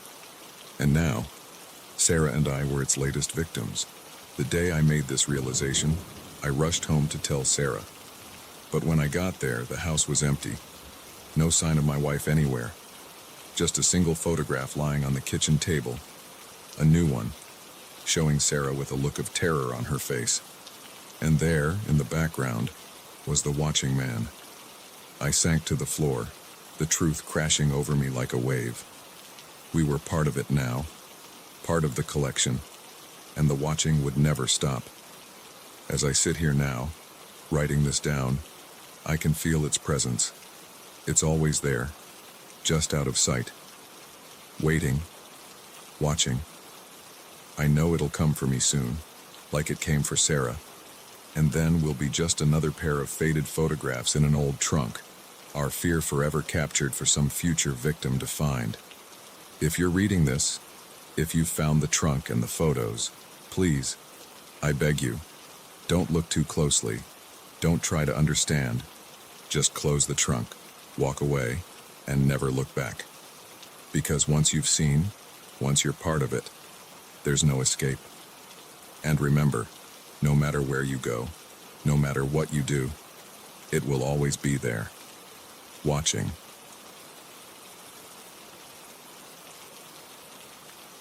The first gunshot shattered the tranquil night, echoing through the dense forest and sending a flock of startled birds into the air. In that moment, as my friends and I huddled in terrified silence behind the remains of our ransacked campsite, I realized our weekend getaway had become a fight for survival. It had started as a typical camping trip, just 4 friends looking to escape the city for a few days. Jake, my roommate from college, had suggested we explore a remote trail he'd heard about from a coworker.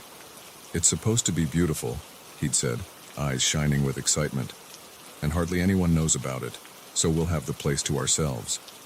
Sarah, my girlfriend of 2 years, was immediately on board. She was always up for an adventure, especially if it involved nature. Mark, our 4th, took some convincing. He was more of an indoor guy, but eventually, the promise of peace and quiet won him over. We set out early Friday morning, our car packed to the brim with tents, sleeping bags, and enough food to last us the weekend. The drive took us deep into the heart of the national forest, the paved road eventually giving way to a rough dirt track that tested the limits of Jake's old Subaru. By mid-afternoon, we'd reached the trailhead. It was unmarked, just as Jake's coworker had said. Nothing more than a barely visible path leading into the dense undergrowth. We shouldered our packs and set off, the excitement of exploration pushing us forward. The hike was challenging but rewarding. We climbed steep ridges that offered breathtaking views of the valley below, crossed crystal-clear streams that tumbled over moss-covered rocks, and walked through groves of ancient trees that seemed to whisper secrets in the wind. As the sun began to dip towards the horizon, we started looking for a suitable campsite. That's when we stumbled upon the clearing. It was perfect. A flat, grassy area surrounded by towering pines, with a small fire pit that suggested others had camped here before. But there was something else, something that made us all pause. At the edge of the clearing stood a small cabin. It looked old, its wooden walls weathered gray by years of exposure. The windows were boarded up, and the door hung askew on rusted hinges. "I thought this area was uninhabited," Sarah said, her voice hushed. Jake shrugged, though I could see the unease in his eyes. "Maybe it's an old ranger station or something. Come on, let's set up camp. It'll be dark soon." We busied ourselves with pitching tents and gathering firewood, but I couldn't shake the feeling that we were being watched. Every time I glanced at the cabin, I half expected to see a face peering out from behind the boards. As night fell, we huddled around the campfire, roasting marshmallows and sharing stories. The presence of the cabin faded to the back of our minds, replaced by the simple joy of good company and the great outdoors. It wasn't until we were preparing to turn in for the night that Mark noticed it. "Hey, guys," he said, his voice trembling slightly. "What's that on the cabin door?" We all turned to look. In the flickering firelight, I could just make out some kind of symbol carved into the wood. It looked like a circle with strange, angular lines radiating out from it. "Probably just graffiti," Jake said, but he didn't sound convinced. We tried to laugh it off, but an uneasy silence fell over the group as we retreated to our tents. I lay awake for hours, listening to the night sounds of the forest and the soft breathing of Sarah beside me. I must have dozed off eventually because the next thing I knew, I was jolting awake to the sound of twigs snapping nearby. I held my breath, straining my ears. There it was again, the unmistakable sound of footsteps, circling our campsite. I shook Sarah awake, pressing a finger to my lips to keep her quiet. We peered out of the tent, and what I saw made my blood run cold. Figures moved in the darkness, their shapes indistinct but unmistakably human. They were dressed in dark clothes, and even in the dim moonlight I could see they were carrying weapons. I signaled to Sarah to stay put and quietly unzipped the tent. Jake and Mark were already awake, their faces pale with fear as they emerged from their own tent. For a moment we just stared at each other, paralyzed with indecision. Then one of the figures spoke, his voice low and menacing. "We know you're awake. Come out now, and we won't hurt you." My mind raced. Who were these people? What did they want? I caught Jake's eye, and he nodded almost imperceptibly. In one fluid motion, we bolted, grabbing Sarah and Mark and sprinting for the cover of the trees. Shouts erupted behind us, followed by the deafening crack of gunfire. Bark splintered off a tree inches from my head, and I heard Sarah cry out in fear. We ran blindly through the forest, branches whipping at our faces, roots threatening to trip us with every step. I could hear our pursuers crashing through the undergrowth behind us, their angry voices carrying on the night air. After what felt like hours but was probably only minutes, we burst into another clearing, and there, looming before us in the moonlight, was another cabin. It was identical to the one at our campsite, right down to the strange symbol carved on the door. "In here," Jake gasped, already moving towards the structure. We had no choice. The sound of pursuit was growing closer, and we were exhausted and defenseless. Jake shouldered the door open, and we tumbled inside, quickly barricading it behind us. The interior of the cabin was bare, save for a few broken pieces of furniture. Dust covered every surface and wall, and the air was thick with the musty smell of abandonment. "What the hell is going on?" Mark wheezed, bent over with his hands on his knees. Before anyone could answer, a voice called out from outside. "We know you're in there. There's no escape. Come out now, and accept your role in the ceremony." Ceremony. The word sent a chill down my spine. I remembered the symbol on the door, and suddenly, terrifyingly, things started to click into place. "Look," Sarah whispered, pointing to the far wall. In the dim light filtering through the cracks in the boards, I could see markings covering the entire surface. Symbols, diagrams, strings of text in a language I didn't recognize. It looked like the ravings of a madman, or the blueprint for something terrible. "We have to get out of here," I said, my voice sounding strange and distant to my own ears. But as I turned back to the door, I heard a sound that made my heart stop. The low, rhythmic chanting of many voices, growing louder by the second. Through a gap in the boards, I could see them, dozens of figures emerging from the trees, all dressed in dark robes, carrying torches that flickered in the night. They formed a circle around the cabin, their chanting reaching a fever pitch. And there, at the head of the group, stood a man. Even from a distance, I could see that his eyes gleamed with a fervent, terrifying light. "Children of the forest," he intoned, his voice carrying easily over the chanting. "The stars have aligned. The sacrifice has been chosen. Tonight, we complete the ritual that will bring about the new age." A roar went up from the crowd, and they began to advance on the cabin. I turned to my friends, saw the same terror and desperation I felt reflected in their eyes. We were trapped, with no way out and no hope of rescue. As the cultists closed in, their chanting growing to a deafening roar, I realized that our weekend getaway had become something far more sinister. We had stumbled into a nightmare, one that we might never wake up from. The door began to splinter under the force of many hands, and I knew our time was up. Whatever ceremony these people had planned, we were about to become an unwilling part of it. In that moment, as the door finally gave way and robed figures poured into the cabin, I closed my eyes and silently apologized to my friends for leading them into this. Our adventure into the wilderness had led us somewhere dark and terrifying, a place where ancient rituals and modern horror collided. And as hands grabbed us, dragging us out into the night, I knew that our ordeal was only beginning.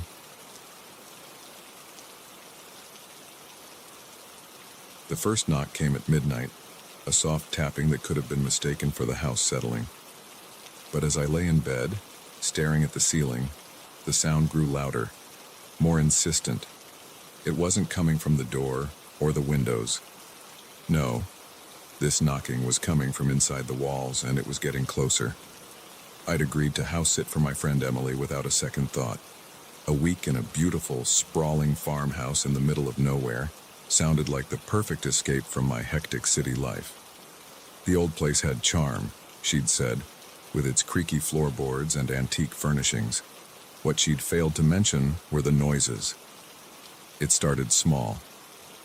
The first couple of nights, I'd hear the occasional thump or scrape, easily dismissed as the wind or the old house shifting on its foundation. But by the third night, the sounds had taken on a rhythm, a purpose, and they always seemed to be coming from just on the other side of whatever wall I was nearest to. I tried to rationalize it. Old houses make noise, right? But there was something about the persistence of the sounds, the way they followed me from room to room, that sent chills down my spine. On the fourth night, unable to sleep, I decided to investigate. Armed with a flashlight and more bravado than I actually felt, I made my way down to the basement. The stairs creaked ominously under my weight, each step echoing in the cavernous space below. The basement was a cluttered maze of forgotten furniture and dusty boxes. Cobwebs clung to every surface, and the musty smell of damp earth filled my nostrils. My flashlight beam cut through the darkness, casting long shadows that seemed to move when I wasn't looking directly at them. As I moved deeper into the basement, the knocking started again. It was louder here, more insistent. Tap, tap, tap. Pause. Tap, tap, tap. It seemed to be coming from behind a stack of old crates in the far corner. With trembling hands, I began to move the crates aside. The knocking grew louder, faster, as if whatever was causing it knew I was getting close. As I shifted the last crate, my flashlight illuminated something that made my blood run cold. There, set into the wall, was a door. It was small, no more than 4 feet high, its wood warped and stained with age. An ancient padlock hung from a rusted hasp, but it was what was carved into the wood that truly terrified me. Symbols, dozens of them, covered every inch of the door's surface. They looked old, their edges softened by time, but there was no mistaking their sinister nature. The knocking was coming from behind this door, growing more frantic by the second. I stumbled backward, my heart pounding in my chest. This couldn't be real. What the hell had Emily gotten me into? I ran back upstairs, slamming the basement door behind me. The knocking followed, no longer confined to that hidden door, but seeming to come from every wall in the house. I retreated to the bedroom, burying myself under the covers like a child hiding from monsters. Sleep eluded me that night, and the next day I called Emily, demanding an explanation. But her phone went straight to voicemail. I left a message, trying to keep the panic out of my voice as I asked about the door in the basement and the strange noises. Hours passed with no response. The knocking had subsided during the day, but as the sun began to set, I could feel a tension building in the air. Something was going to happen tonight. I could feel it in my bones. I paced the house, checking and rechecking the locks on all the doors and windows. Not that it would matter if whatever was knocking decided to come through the walls. As darkness fell, the house seemed to come alive with sounds. Creaks and groans echoed through the empty rooms. And always, that incessant knocking. It was nearing midnight when I heard it, a new sound cutting through the cacophony. It was Emily's ringtone. My phone was ringing. I lunged for it, nearly dropping it in my haste to answer. Emily! Thank God. What the hell is going on in this house? There was a pause, and then Emily's voice came through, sounding distant and strange. I'm so sorry, Sarah. I should have told you, but I hoped it was over. What are you talking about? What's over? Another pause, longer this time. When Emily spoke again, her voice was barely above a whisper. The knocking. It started again, hasn't it? My blood ran cold. You knew about this, Emily. What the fuck is happening here? Listen to me carefully, Sarah. Whatever you do, do not open that door in the basement. No matter what you hear, no matter what it promises you, keep that door shut. The line went dead. I stared at the phone in disbelief, my mind reeling. Emily knew. She'd known all along, and she'd sent me here anyway. As if on cue, the knocking intensified. It was everywhere now, in every wall, under the floorboards, even seeming to come from the ceiling. And then, cutting through it all, a voice. Sarah, it called, the sound muffled but unmistakable. Sarah, please, let me out. I froze. The voice, it sounded like Emily, but that was impossible. Emily was... where? Where had she called from? Sarah, please, the voice called again. I'm trapped. You have to open the door. I pressed my hands over my ears, trying to block out the sound. This wasn't real. It couldn't be real, but the voice persisted, growing more desperate with each plea. And beneath it all, the knocking continued, a maddening rhythm that seemed to be burrowing into my brain. I don't know how long I sat there, huddled on the bed with my hands over my ears. Hours, maybe. The voice called to me, sometimes sounding like Emily, sometimes like my mother, sometimes like voices I didn't recognize, but that tugged at something deep in my subconscious. As the first light of dawn began to creep through the windows, a new sound cut through the chaos, a key in the lock, the front door opening. Footsteps on the stairs. I tensed, ready to flee or fight. I wasn't sure which. The bedroom door swung open, and there stood Emily. She looked terrible. Her clothes were disheveled, her hair a tangled mess, but it was her eyes that truly frightened me. They were wild, filled with a mix of fear and something else. Something hungry. You didn't open it, she said, her voice hoarse. Thank God you didn't open it. Emily, I managed to croak out. What is happening? She sank to the floor, her back against the door frame. It's been in my family for generations. This house. This curse. She gestured vaguely at the walls. It wants out. It's always wanted out. And it uses us to try to free it. I shook my head, trying to make sense of her words. What is it? What's behind that door? Emily's laugh was hollow, devoid of any real humor. I don't know, nobody knows. Those who've opened the door, they're never the same, if they come back at all. A chill ran down my spine as the implications of her words sank in. You sent me here. You knew what would happen, and you sent me here anyway.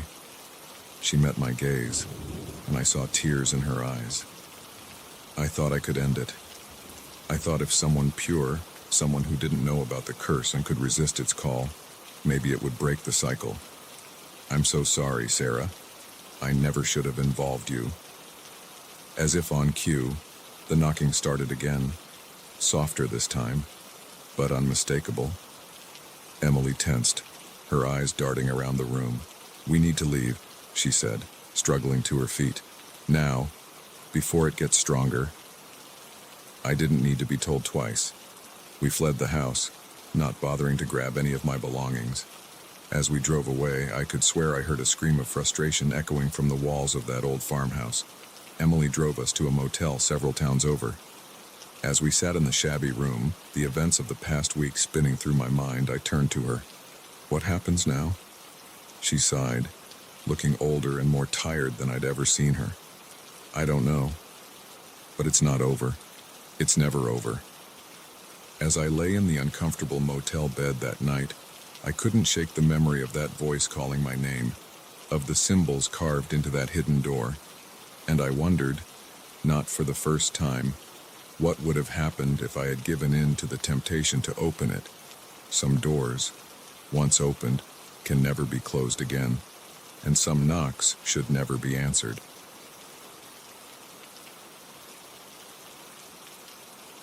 The GPS chirped, its robotic voice cutting through the silence of my car.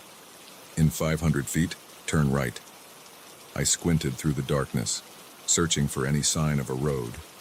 There was nothing but dense forest on either side of me. Still, I followed its instructions, turning onto what seemed to be little more than a dirt path. That's when I realized I'd made a terrible mistake, one that would plunge me into a nightmare I never could have imagined. I'd been driving for hours, making my way back home after a business trip that had dragged on far longer than expected. It was well past midnight, and the rural highways were deserted. My eyelids felt heavy, and I knew I should have stopped at a motel hours ago. But I was eager to get home, to sleep in my own bed. So I pressed on, relying heavily on my GPS to guide me through unfamiliar back roads that promised to shave an hour off my journey. The dirt road was rough, jostling me awake as my car bumped and scraped its way forward. Trees pressed in on both sides, their branches scraping against the windows. I began to doubt the wisdom of following this route, but turning around on the narrow path seemed impossible. I had no choice but to continue forward and hope the GPS knew where it was taking me. After what felt like an eternity of slow, careful driving, the trees suddenly gave way to a large clearing. In the center stood an enormous structure, an old factory, its windows dark and broken, its brick walls stained with age and neglect. The GPS chimed again. You have reached your destination. I stared at the building in disbelief. This couldn't be right. I was supposed to be on my way home, not in the middle of nowhere at an abandoned factory. I pulled out my phone to check my location, but there was no signal.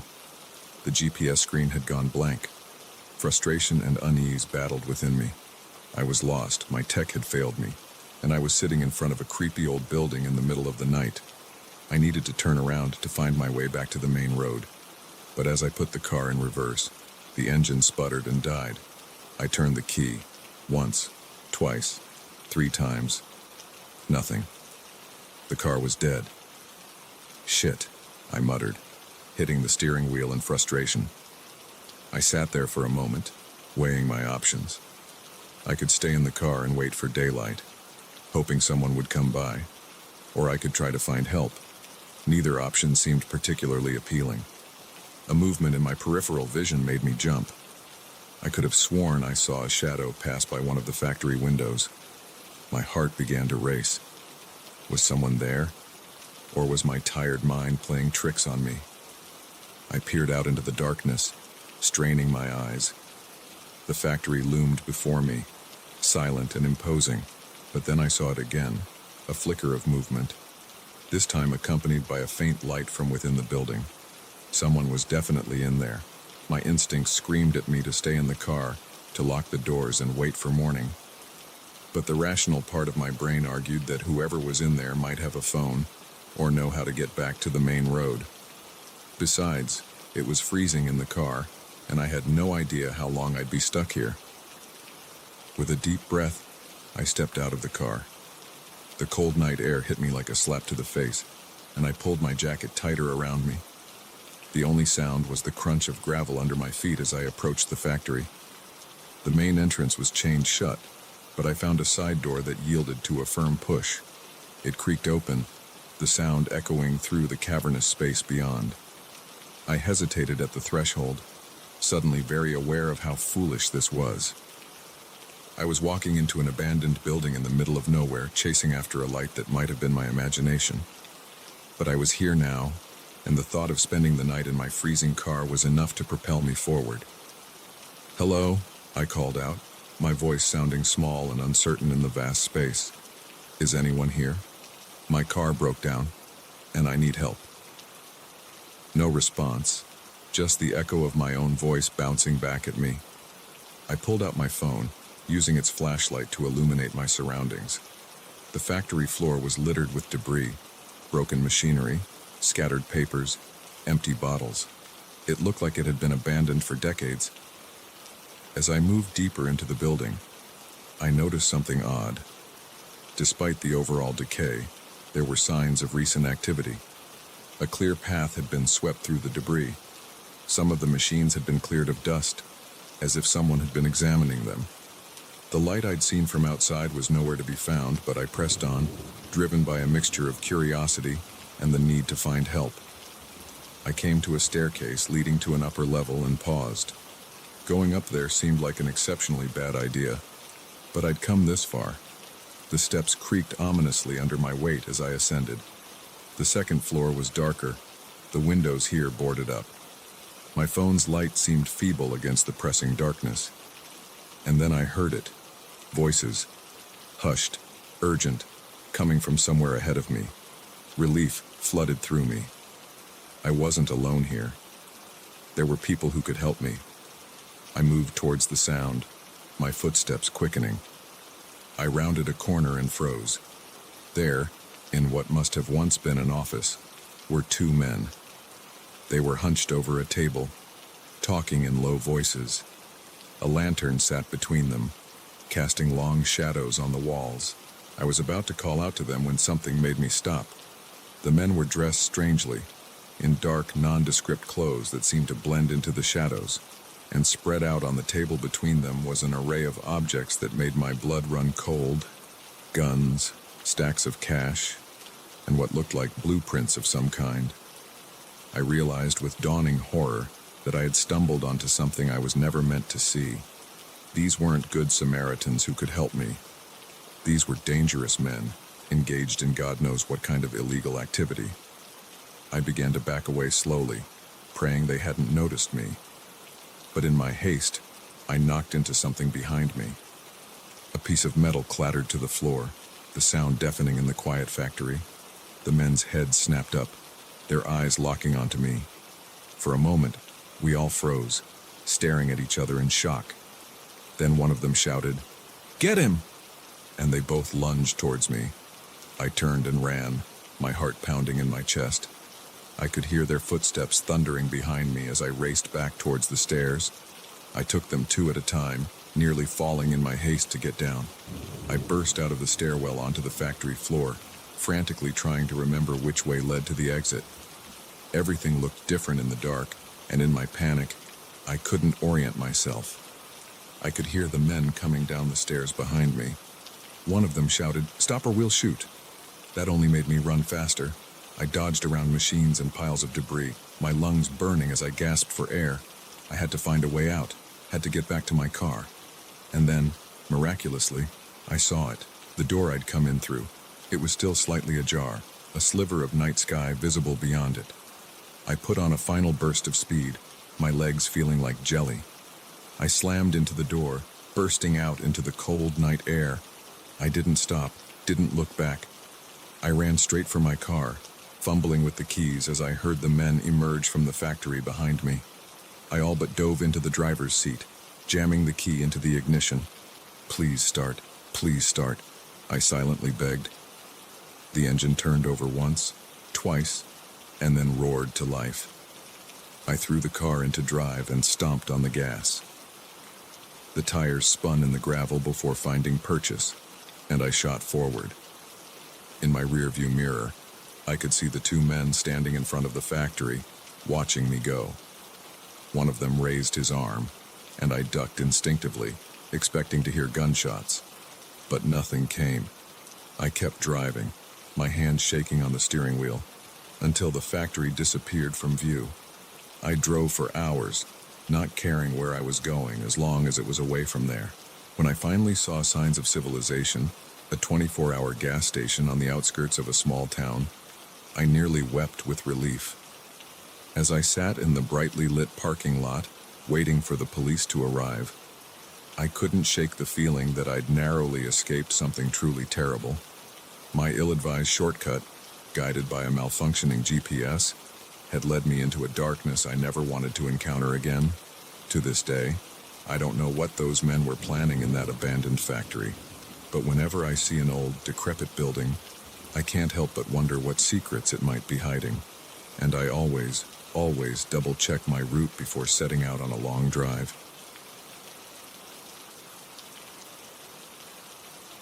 The first time I heard the shuffling, I dismissed it as the usual noises of apartment living. By the third night, when the sounds had grown louder and more persistent, I realized with growing dread that something was terribly wrong with my new neighbors. Little did I know, their strange behavior was just the beginning of a nightmare that would consume my entire life. I'd moved into the Cherry Grove apartments just 2 weeks ago, eager for a fresh start after a messy breakup. The place wasn't fancy, but it was clean and quiet, at least at first. My next-door neighbors, in apartment 4B, kept to themselves. I'd only caught glimpses of them, a middle-aged couple, always dressed in muted colors, their faces oddly blank. It was on my third night that I first noticed the sounds, a constant, rhythmic shuffling, like someone pacing back and forth. At first, I thought nothing of it. Everyone has their quirks, right? But as the days passed, the noises grew louder, more frantic, and they never seemed to stop. I tried to ignore it, to focus on settling into my new place and my new job, but the constant noise was wearing on me. I found myself lying awake at night, listening to the endless shuffling, wondering what could possibly be causing it. One evening, about a week after the noises started, I ran into Mrs. Patel from 4A in the hallway. She was an older woman, always ready with a smile and a bit of gossip. But today, she looked worried. "Have you noticed anything odd about the new neighbors?" she asked in a hushed tone, glancing nervously at 4B's door. I hesitated, not wanting to seem like a complainer. "Well, there have been some noises." Mrs. Patel nodded vigorously. Yes, the shuffling, all day and night. And have you seen them leave their apartment? Even once?" Now that she mentioned it, I realized I hadn't. Not in the 2 weeks since I'd moved in. "Maybe they work from home?" I suggested weakly. Mrs. Patel shook her head. No, something's not right. I've lived here for 20 years, and I've never seen anything like this." As if on cue, a loud thump came from inside 4B, followed by more intense shuffling. Mrs. Patel and I exchanged alarmed looks before hurrying to our respective apartments. That night, the noises were worse than ever. The shuffling had taken on a frenzied quality, punctuated by occasional thumps and what sounded like muffled voices. I tossed and turned, my mind conjuring up increasingly disturbing scenarios. Around 3 a.m., unable to sleep, I pressed my ear against the wall separating my apartment from 4B. The shuffling was clearer now, and I could definitely hear voices. They were speaking too low for me to make out words, but the tone was urgent, almost panicked. Suddenly, a sharp cry pierced the night, quickly muffled but unmistakably one of pain or fear. I jerked back from the wall, my heart racing. This was no longer just a nuisance. Someone could be in trouble. With shaking hands, I dialed 911. The dispatcher listened patiently as I explained the situation, but I could hear the skepticism in her voice. Noisy neighbors weren't exactly a priority. Still, she said she'd send a patrol car to check it out. I waited anxiously by my door, listening for the police. After what felt like hours but was probably only 20 minutes, I heard a knock on 4B's door. Police. Open up, please.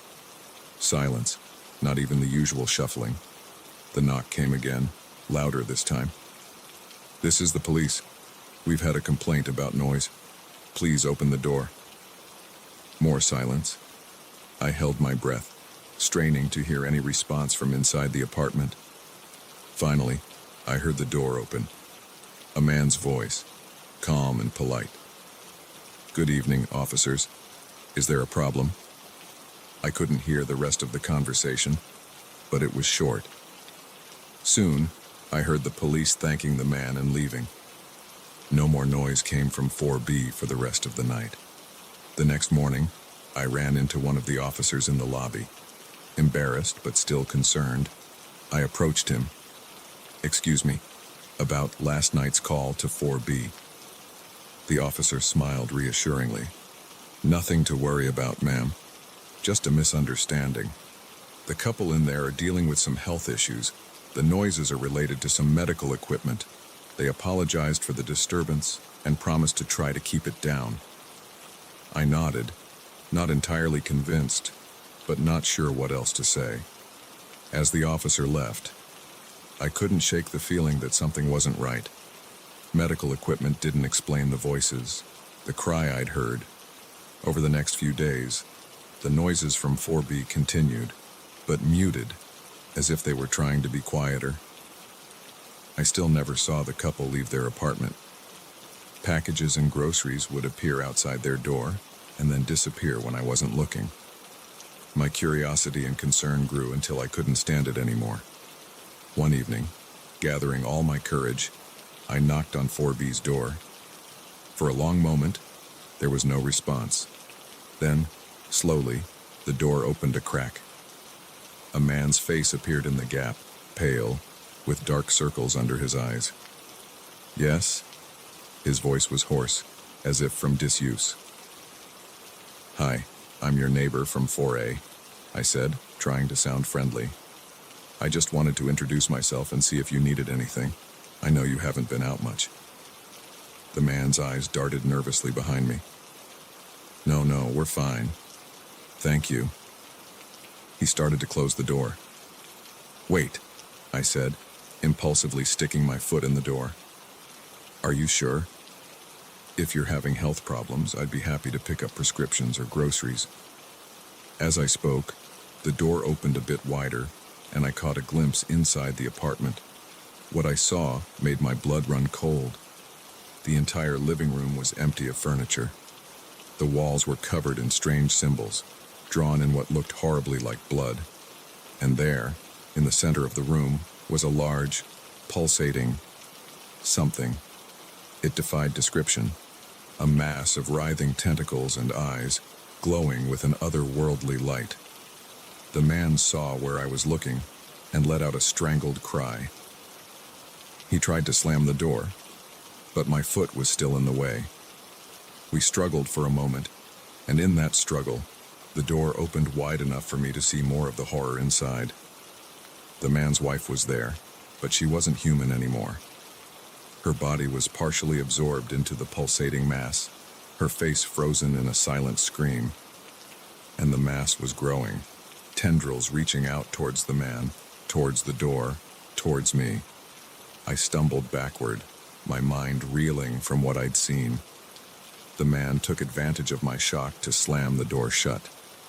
I heard the lock click, followed by the sound of furniture being dragged in front of the door. I ran back to my apartment, locking the door and pushing my heaviest bookcase in front of it. My hands were shaking so badly I could barely dial 911.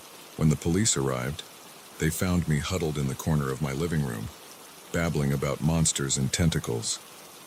They broke down the door to 4B, but found nothing. The apartment was empty, No trace of the couple, the symbols, or the horrifying creature I'd seen. They didn't believe me, of course. How could they? I barely believed it myself. But I knew what I'd seen, and I knew the horror wasn't over. In the days that followed, I couldn't sleep. Every noise made me jump.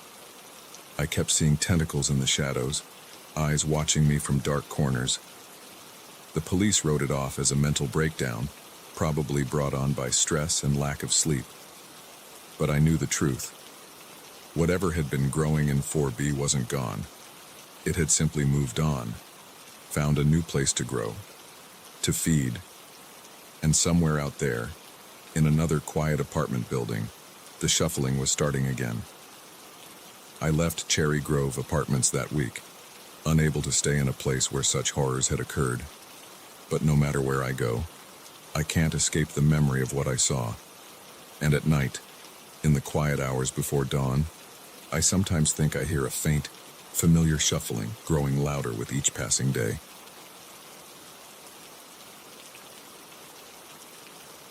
The package arrived on a Tuesday, a plain brown box with no return address. I almost tossed it in with the junk mail, but the weight of it caught me off guard. As I turned it over in my hands, a chill ran down my spine.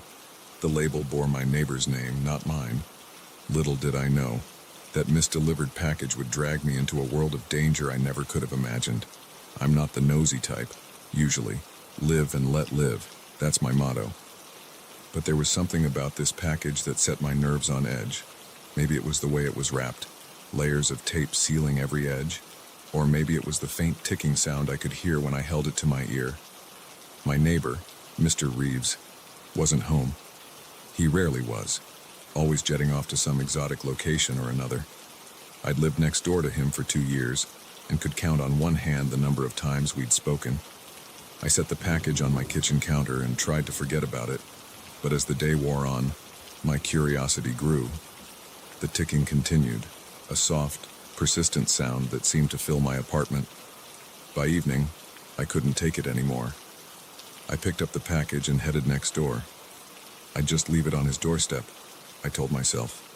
No harm, no foul. But as I approached Mr. Reeves' door, I noticed it was slightly ajar. A sliver of light spilled out into the hallway. "Mr. Reeves," I called out, knocking softly. "I've got a package for you." No answer. The door creaked open a bit wider at my touch. I should have turned around then, should have left the package and walked away. But something drew me in. The ticking from the box seemed to grow louder, more insistent. I stepped inside, my heart pounding. "Mr. Reeves, are you home?" The apartment was a mess. Papers strewn everywhere, furniture overturned. It looked like a tornado had torn through the place, or like someone had been searching for something. A noise from the bedroom made me jump. A thud, followed by a muffled curse. "Hello?" I called out, my voice shaking. "Is someone there?" Silence, then footsteps, rushing towards me. I didn't think, just reacted. I turned and ran, still clutching the package. Behind me, I heard the sound of pursuit. Heavy breathing, the pounding of feet on the carpet. I made it to the stairwell and took the steps 2 at a time, my lungs burning. I could hear my pursuer close behind, gaining on me.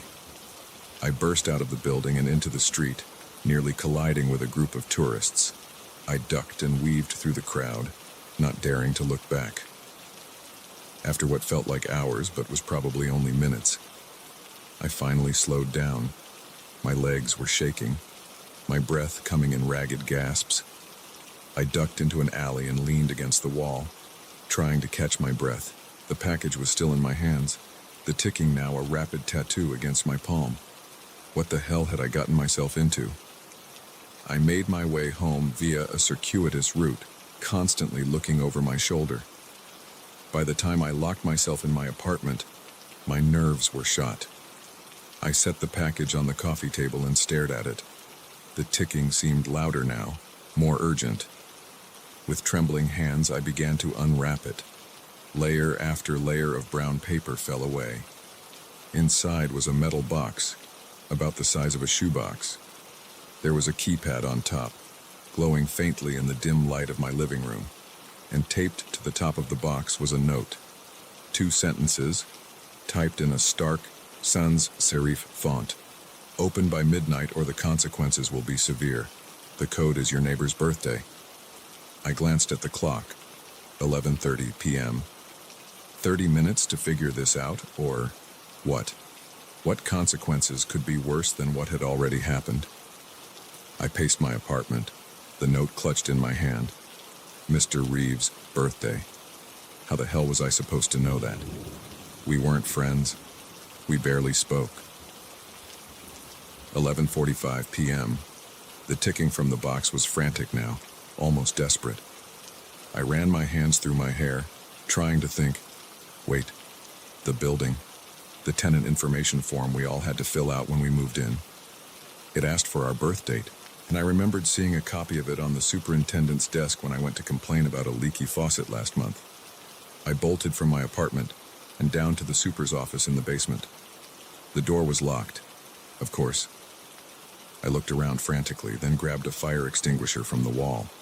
The sound of breaking glass echoed through the empty hallway. I climbed through the window, wincing as broken glass cut my hands.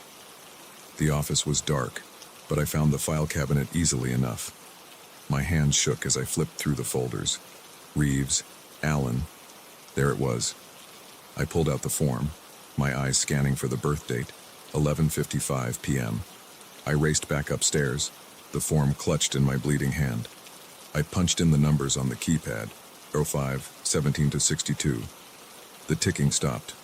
For a moment, nothing happened. Then, with a soft click, the box opened. Inside was money. More money than I'd ever seen in my life. Stacks and stacks of $100 bills.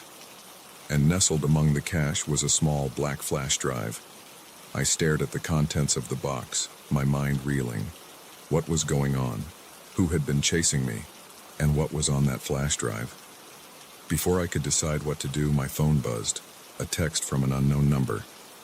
Good job. Now the real work begins. Instructions to follow. Tell no one if you want to live. I sank onto my couch, the open box in front of me, my phone clutched in my shaking hand. What had I gotten myself into? The next few days were a blur.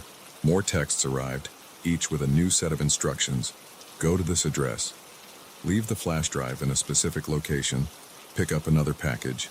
Each task completed earned me more money, delivered in the same ticking boxes. I didn't know what I was involved in, but I knew it was dangerous. I saw men in dark suits watching me from parked cars. Once, I'm sure I spotted Mr. Reeves across a crowded street, but when I tried to approach him, he vanished into the crowd. I couldn't sleep, couldn't eat. Every sound made me jump.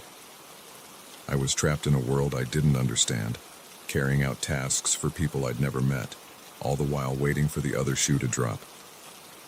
It was a week into this nightmare when things finally came to a head. The text came in just after midnight. Final task. Come to the address below. Bring everything. I knew this was it.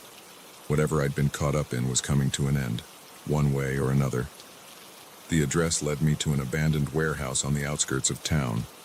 As I approached, carrying a duffel bag filled with cash and flash drives, I saw a figure standing in the shadows of the loading dock. Mr. Reeves stepped into the light. He looked different, thinner, more haggard. His eyes darted nervously from side to side. "You've done well," he said, his voice hoarse. "Better than I expected." "What is all this?" I demanded. "What have you gotten me involved in?" He smiled, but there was no humor in it. International espionage, corporate sabotage, government secrets. Take your pick. The contents of those drives could topple empires. I felt sick. Why me? Why drag me into this? "Because you were nobody," he said simply. "No connections, no suspicions, the perfect courier." Before I could respond, headlights flooded the area. Cars screeched to a halt around us, and men in dark suits poured out, guns drawn. "FBI, freeze!" Everything happened so fast after that. Mr. Reeves tried to run but was quickly tackled. I stood there, hands raised, as agents swarmed around me. Hours of interrogation followed. I told them everything, from the first package to the final text. They seemed to believe I was an unwitting pawn, but I could tell my life would never be the same. As dawn broke, a stern-faced agent sat across from me. "We've got a proposition for you," he said. "Your neighbor was part of a much larger organization. We need someone on the inside, someone they already trust." I stared at him, realization dawning. "You want me to be a spy?" He nodded. "It's that, or face charges as an accomplice. Your choice." In that moment, I realized the normal life I'd known was gone forever, all because of a misdelivered package and my own cursed curiosity.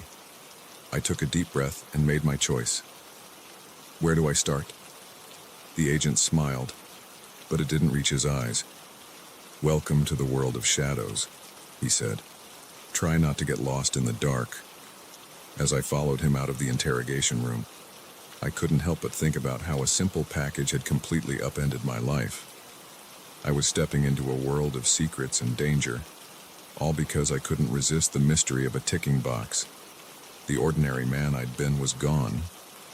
In his place stood someone new, someone who now knew that the line between everyday life and international intrigue was thinner than he'd ever imagined. And as I walked into my new life, I realized that the real adventure and the real danger was only just beginning.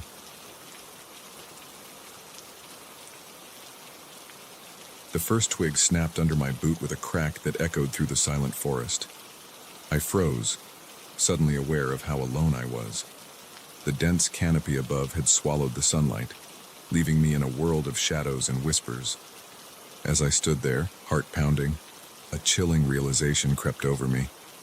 I had no idea which direction I had come from, or how to get back to the trail. Little did I know, getting lost was about to become the least of my worries.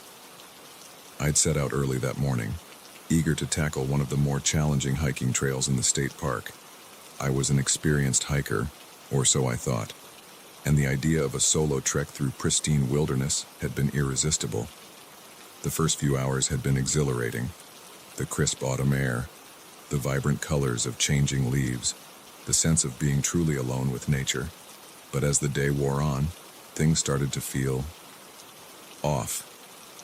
The trail markers became less frequent, then disappeared entirely. The familiar sounds of birds and small animals faded away, replaced by an oppressive silence. And now, as I stood in a clearing I didn't recognize, I had to admit the truth. I was hopelessly lost. I took a deep breath, trying to calm my racing thoughts. "Don't panic," I muttered to myself. "You've got supplies. You've got daylight. Just retrace your steps." But as I turned to head back the way I thought I'd come, something caught my eye. There, just at the edge of the clearing, was a flash of movement. I squinted, trying to make out what it was. A deer, maybe, or a bear. Whatever it was gone before I could get a good look. But the encounter left me with an uneasy feeling. The hairs on the back of my neck stood up, and I couldn't shake the sensation that I was being watched. I picked up my pace, pushing through the underbrush, determined to find my way back to a marked trail. But with each step, the forest seemed to grow denser, the shadows deeper. The trees loomed overhead, their branches reaching out like gnarled fingers. After what felt like hours of walking, I stumbled into another clearing. My heart sank as I realized it was the same one I'd left earlier. Somehow, I'd gone in a complete circle. "This is impossible," I said aloud, my voice sounding strange and muffled in the still air. That's when I heard it, a low, guttural sound that was definitely not made by any animal I knew. It came from behind me, and I whirled around, my heart pounding in my chest. Nothing, just more trees, more shadows. But as I stared into the gloom, I could have sworn I saw something move, a dark shape, just on the edge of my vision, darting between the trees. Panic seized me and I ran. I crashed through the forest, branches whipping at my face, roots threatening to trip me with every step. I had no idea where I was going, only that I needed to get away from whatever that thing was. I ran until my lungs burned and my legs felt like jelly. Finally, gasping for breath, I slumped against a large oak tree. As my breathing slowed, I realized with growing horror that I could hear something moving in the forest around me. Soft footsteps, the rustle of leaves, the occasional snap of a twig. It was circling me. I closed my eyes, praying that this was all just a bad dream, that I'd open them and find myself back in my tent, safe and sound. But when I looked again, the forest was still there, as dark and menacing as ever. And now, I could see them. Eyes, gleaming in the shadows. Dozens of them, watching me from all directions. They didn't look like any animal eyes I'd ever seen. They were too intelligent, too hungry. I fumbled for my phone, desperate for any connection to the outside world. But of course, there was no signal. I was on my own. As the day wore on and the light began to fade, my situation grew more desperate. I tried to build a fire, hoping the light and warmth would keep the things at bay. But every time I got close to getting a spark, a gust of wind would come from nowhere, extinguishing my efforts. The eyes never left, always watching, always waiting. Sometimes I'd catch glimpses of shapes moving just out of sight, tall, elongated forms that seemed to shift and change as I looked at them. Night fell, plunging the forest into near-total darkness. The only light came from the moon, its pale glow filtering through the leaves to cast eerie shadows on the forest floor. The eyes seemed to glow brighter in the dark, and the noises grew bolder. Whispers that almost sounded like words, but in no language I'd ever heard. I huddled at the base of a large tree, my back pressed against its rough bark, my knife clutched in my shaking hands. Sleep was impossible. Every time I closed my eyes, I'd hear movement nearby, snapping them open to see those glowing eyes even closer. As the night wore on, I began to doubt my own sanity. Was any of this real? Or had I fallen and hit my head, and this was all some kind of twisted hallucination? Just when I thought things couldn't get any worse, I heard a new sound. A voice, calling my name. Jack. Jack. Where are you, Jack? It sounded like my mother, but that was impossible. She was hundreds of miles away, safe at home. Mom, I called out, my voice cracking. Jack, honey, come here. You're lost. Let me help you. Her voice was coming from the darkness beyond the trees. Every instinct screamed at me not to go, that this was a trick, but it sounded so real, so comforting. I took a step towards the voice, then another. As I moved deeper into the shadows, the eyes seemed to recede, giving me a clear path. That's it, sweetie. Just a little further. I pushed through a dense thicket, branches scratching at my arms. And then I saw her, my mother, standing in a small clearing, her arms outstretched. Relief flooded through me, and I rushed towards her. But as I got closer, I realized something was wrong. Her movements were jerky, unnatural, and her eyes were just like the ones I'd seen in the forest, glowing, hungry. I skidded to a stop, my relief turning to horror. The thing that looked like my mother smiled, its mouth opening far wider than any human mouth should. What's wrong, Jack? Don't you want to give your mother a hug? I turned and ran, crashing back through the thicket, branches tearing at my clothes and skin. Behind me, I could hear something in pursuit. The sound of snapping branches and heavy breathing grew closer with each passing second. I ran blindly, no longer caring about finding my way back, focused only on escaping the horrors that lurked in the dark. My foot caught on a root, and I went down hard, tumbling down a steep embankment. I came to rest at the bottom, dazed and battered. As I struggled to my feet, I realized I was standing on something hard and flat. Asphalt. A road. Hope surged through me. A road meant people, civilization, safety. I picked a direction at random and started jogging, my tired legs protesting with every step. After what felt like miles, I saw headlights in the distance. I waved my arms frantically, and to my immense relief, the car slowed to a stop beside me. An older man rolled down his window, concern etched on his face. "You all right, son? You look like you've been through hell." I opened my mouth to respond, to tell him about the horrors I'd experienced in the forest. But as I turned to point back the way I'd come, I froze. The forest was gone. In its place was an open field, bathed in early morning sunlight. No dark trees, no glowing eyes, no monstrous shapes, just peaceful, normal countryside. I turned back to the man, my mind reeling. I got lost," I managed to stammer. "Can you give me a ride to the nearest town?" As we drove away, I couldn't stop looking back at that field. Had it all been in my imagination? A hallucination brought on by fear and exhaustion? Or had I stumbled into something ancient and terrifying, something that existed just on the edges of our world? I never went hiking alone again after that night. And to this day, when I'm in the woods and the shadows grow long, I can't shake the feeling that something is watching me from just beyond the trees. Waiting. Hungry. Ready to lure me off the path and into a darkness from which there might be no return.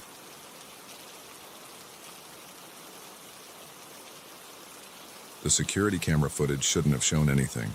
The facility was locked down tight, every door secured, every alarm set. But there it was, a shadowy figure, moving through solid walls as if they were made of smoke. That was the moment I realized this night shift job was going to be anything but ordinary. I'd taken the position at Secure Store Storage about a month ago. The pay was decent, and the job seemed simple enough. Monitor the cameras, make hourly rounds, and ensure nothing out of the ordinary happened. For the most part, it was mind-numbingly boring, but that suited me just fine. After a string of high-stress jobs that had left me burnt out, I was ready for some peace and quiet. The facility itself was massive, a sprawling complex of climate-controlled units housing everything from family heirlooms to corporate archives. My post was in a small security office near the main entrance aiding, surrounded by banks of monitors showing feeds from the hundreds of cameras scattered throughout the building. That night started like any other. I arrived for my shift at 10 p.m., relieved the day guard, and settled in for another uneventful night of staring at screens and drinking too much coffee. The first few hours passed without incident. I made my rounds, checking locks and ensuring all was secure.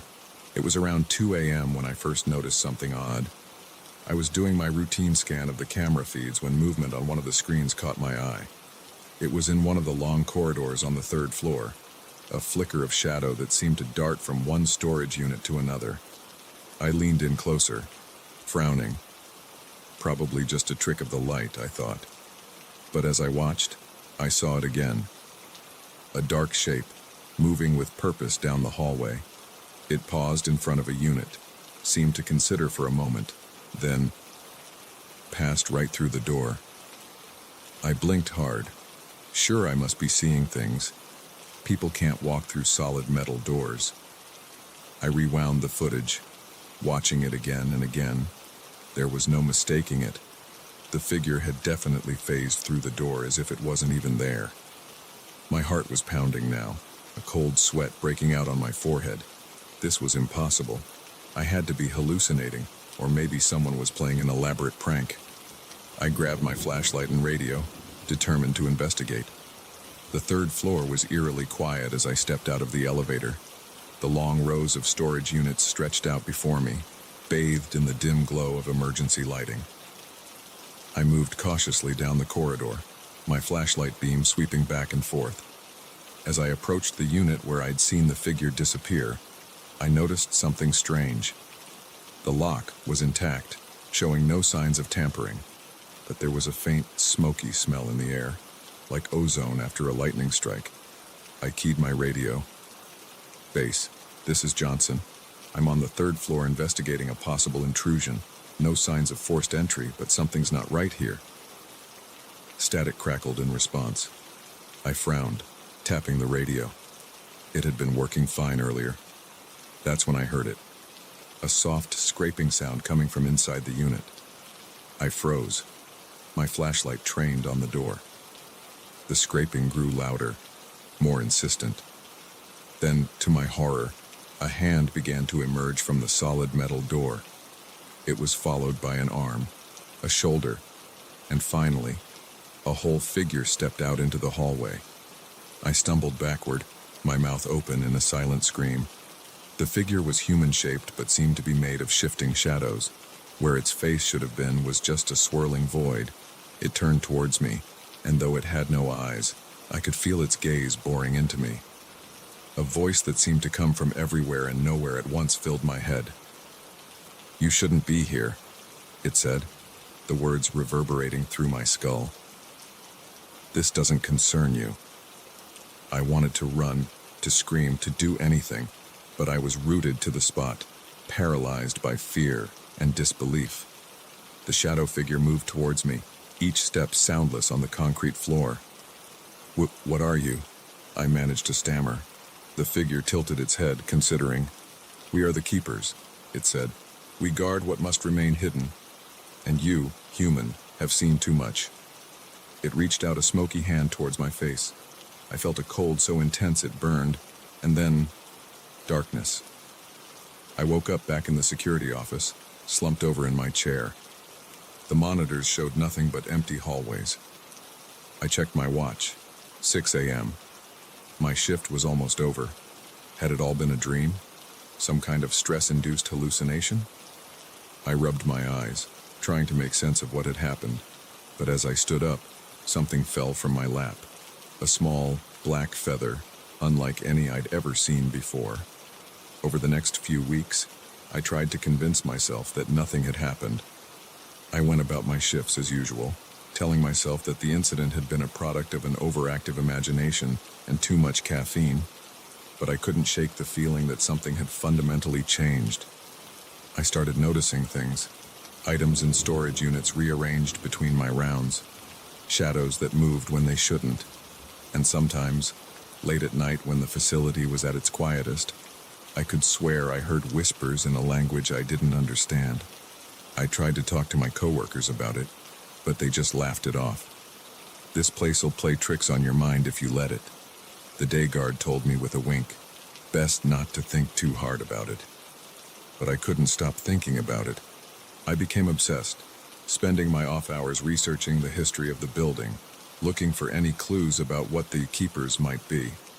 I found nothing concrete, but there were whispers, urban legends about strange occurrences at storage facilities across the country, people reporting lost time, items mysteriously appearing or disappearing, shadowy figures seen out of the corner of the eye. One night, about a month after my encounter, I decided to take action. I smuggled in a small camera, determined to catch evidence of whatever was going on. I set it up in the corridor where I'd first seen the shadow figure and waited. For hours, nothing happened.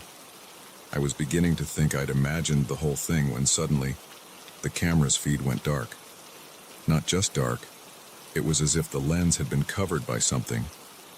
And then, slowly, a face began to emerge from the darkness. It was the shadow figure, staring directly into the camera. "We warned you." Its voice echoed in my head. "Now you must choose, join us, or forget." The camera exploded in a shower of sparks, making me jump. When I looked back at the monitor, the figure was gone. I sat there for a long time, my mind reeling. Join them, forget, what did that mean? And more importantly, what would happen if I refused both options? As dawn broke, I made my decision. I couldn't live like this, constantly looking over my shoulder, questioning my sanity. I wrote out my resignation, left it on my supervisor's desk, and walked out of secure store storage for the last time. Or so I thought. 2 days later, I woke up back in the security office, starting another night shift. My resignation letter was gone, and my supervisor had no memory of me quitting. In fact, no one seemed to remember anything out of the ordinary happening. But I remembered, and I knew that my choice had been made for me. I was part of whatever secret secure store was keeping now, whether I liked it or not. These days, I go about my shifts with a newfound awareness. I've learned to recognize the signs of the keeper's presence, the faint smell of ozone, the sudden drop in temperature, the flicker of movement just at the edge of vision. Sometimes, late at night, I catch glimpses of them moving through walls or rearranging items in the units. But I've learned not to look too closely, not to question too much, because now I understand the truth. Some things are meant to stay locked away, hidden from the world. And here at Secure Store, we're not just guarding people's possessions, we're guarding secrets that could shatter reality itself. So if you ever find yourself needing a storage unit, and you happen to choose Secure Store, just remember, some doors are meant to stay closed, eh? And if you hear whispers in the night or see shadows moving where they shouldn't, well, it's probably best to just look the other way. Trust me, I know from experience. After all, I'm not just a night guard anymore. I'm a keeper now, too. And some secrets are worth keeping, no matter the cost.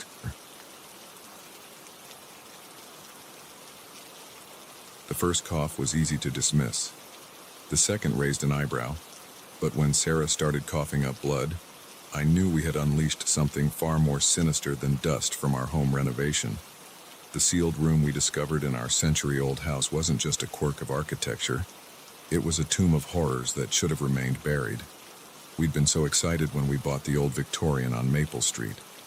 Sarah and I had always dreamed of restoring a historic home, and this one seemed perfect. Sure, it needed work, but we saw potential in its ornate woodwork and spacious rooms. The price was surprisingly low for the neighborhood, which should have been our first warning. But we were too caught up in the romance of it all to notice the red flags. The first few weeks were a whirlwind of cleaning and minor repairs. We tackled the easy stuff first: fresh paint, refinished floors, updated electrical. It wasn't until we started on the major structural work that things took a turn.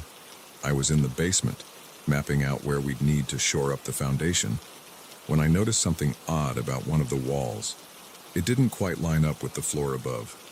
Curious, I tapped along its length, listening for hollow spots. About halfway down, the sound changed. I pressed harder, and to my surprise, a small section of the wall swung inward, heart pounding with excitement. I called for Sarah. "Honey, you've got to see this. I think I found a hidden room." She came running down the stairs, her eyes wide with curiosity. Together, we pushed the secret door open wider, revealing a space about the size of a large closet. The air that rushed out was stale and carried a sickly sweet odor that made us both gag. As our eyes adjusted to the gloom, we saw that the room was filled with shelves. And on those shelves were jars, dozens of them, filled with murky liquid in shapes we couldn't quite make out. In the center of the room stood an old examining table, its surface stained with dark patches. "What is this place?" Sarah whispered, her voice tight with unease. I shook my head, at a loss for words. It looked like something out of a mad scientist's lair or a Victorian-era medical horror show. Against my better judgment, I stepped into the room for a closer look. The jars contained specimens, organs, tumors, things I couldn't even identify. Scattered among them were old medical instruments, their metal dulled with age but still wickedly sharp. In one corner, a bookshelf held leather-bound volumes. I pulled one out, coughing at the cloud of dust it released. The title, stamped in faded gold leaf, read, "Experimental Procedures in Human Enhancement." "Alex, I don't like this," Sarah said from the doorway. "We should seal it back up and pretend we never found it." I knew she was right, but curiosity got the better of me. "Let's just take a quick look through some of these books. Maybe we can figure out what this place was used for." That decision would haunt me for the rest of my life.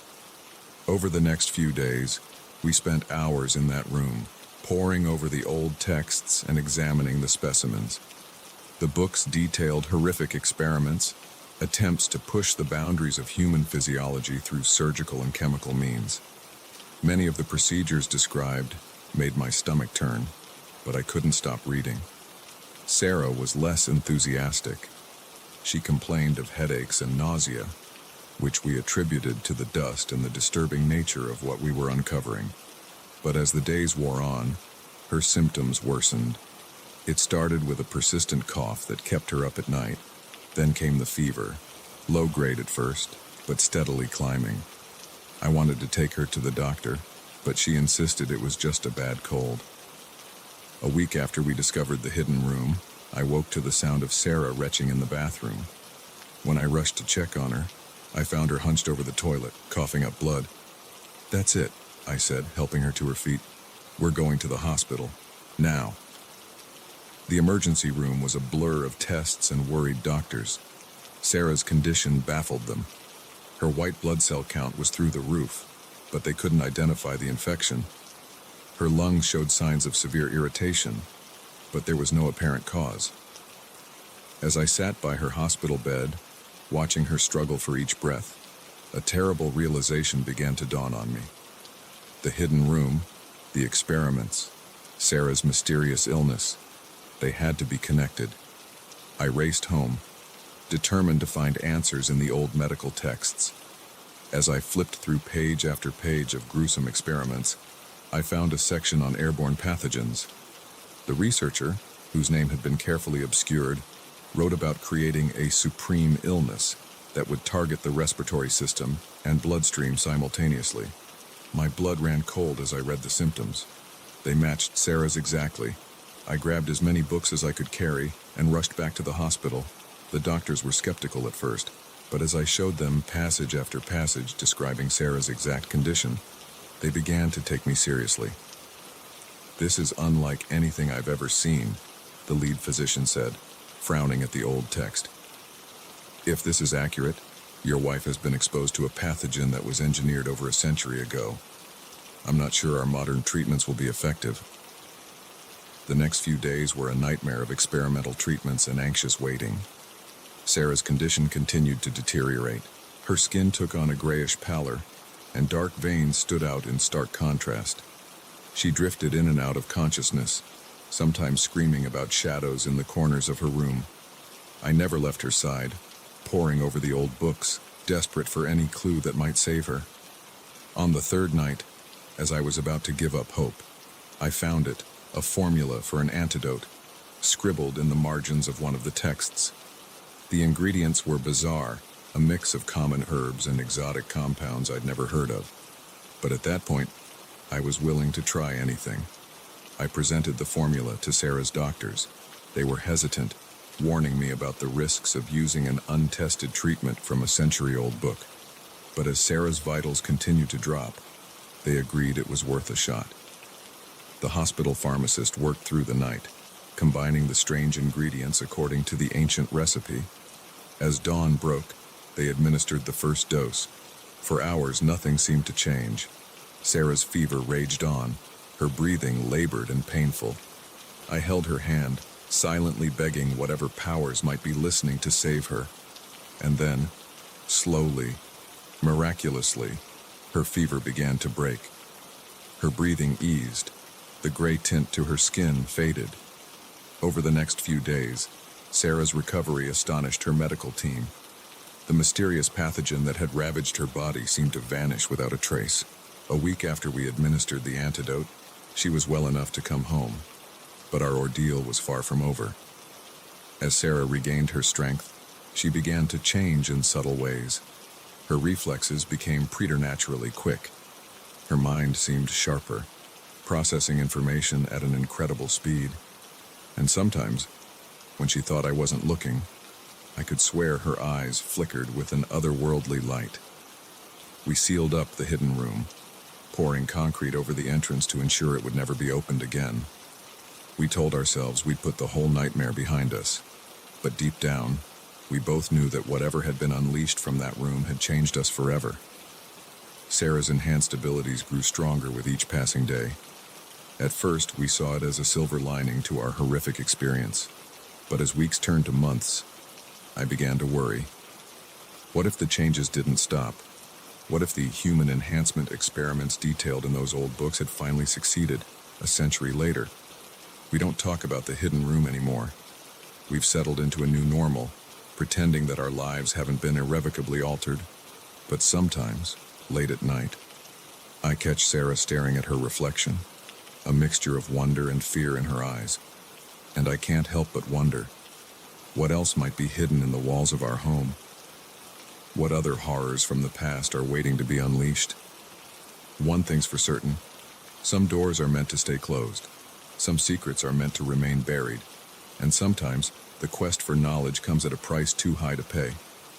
As I watch Sarah grow stronger, faster, and more brilliant each day, I can't shake the feeling that we've only scratched the surface of the terror lurking beneath our feet.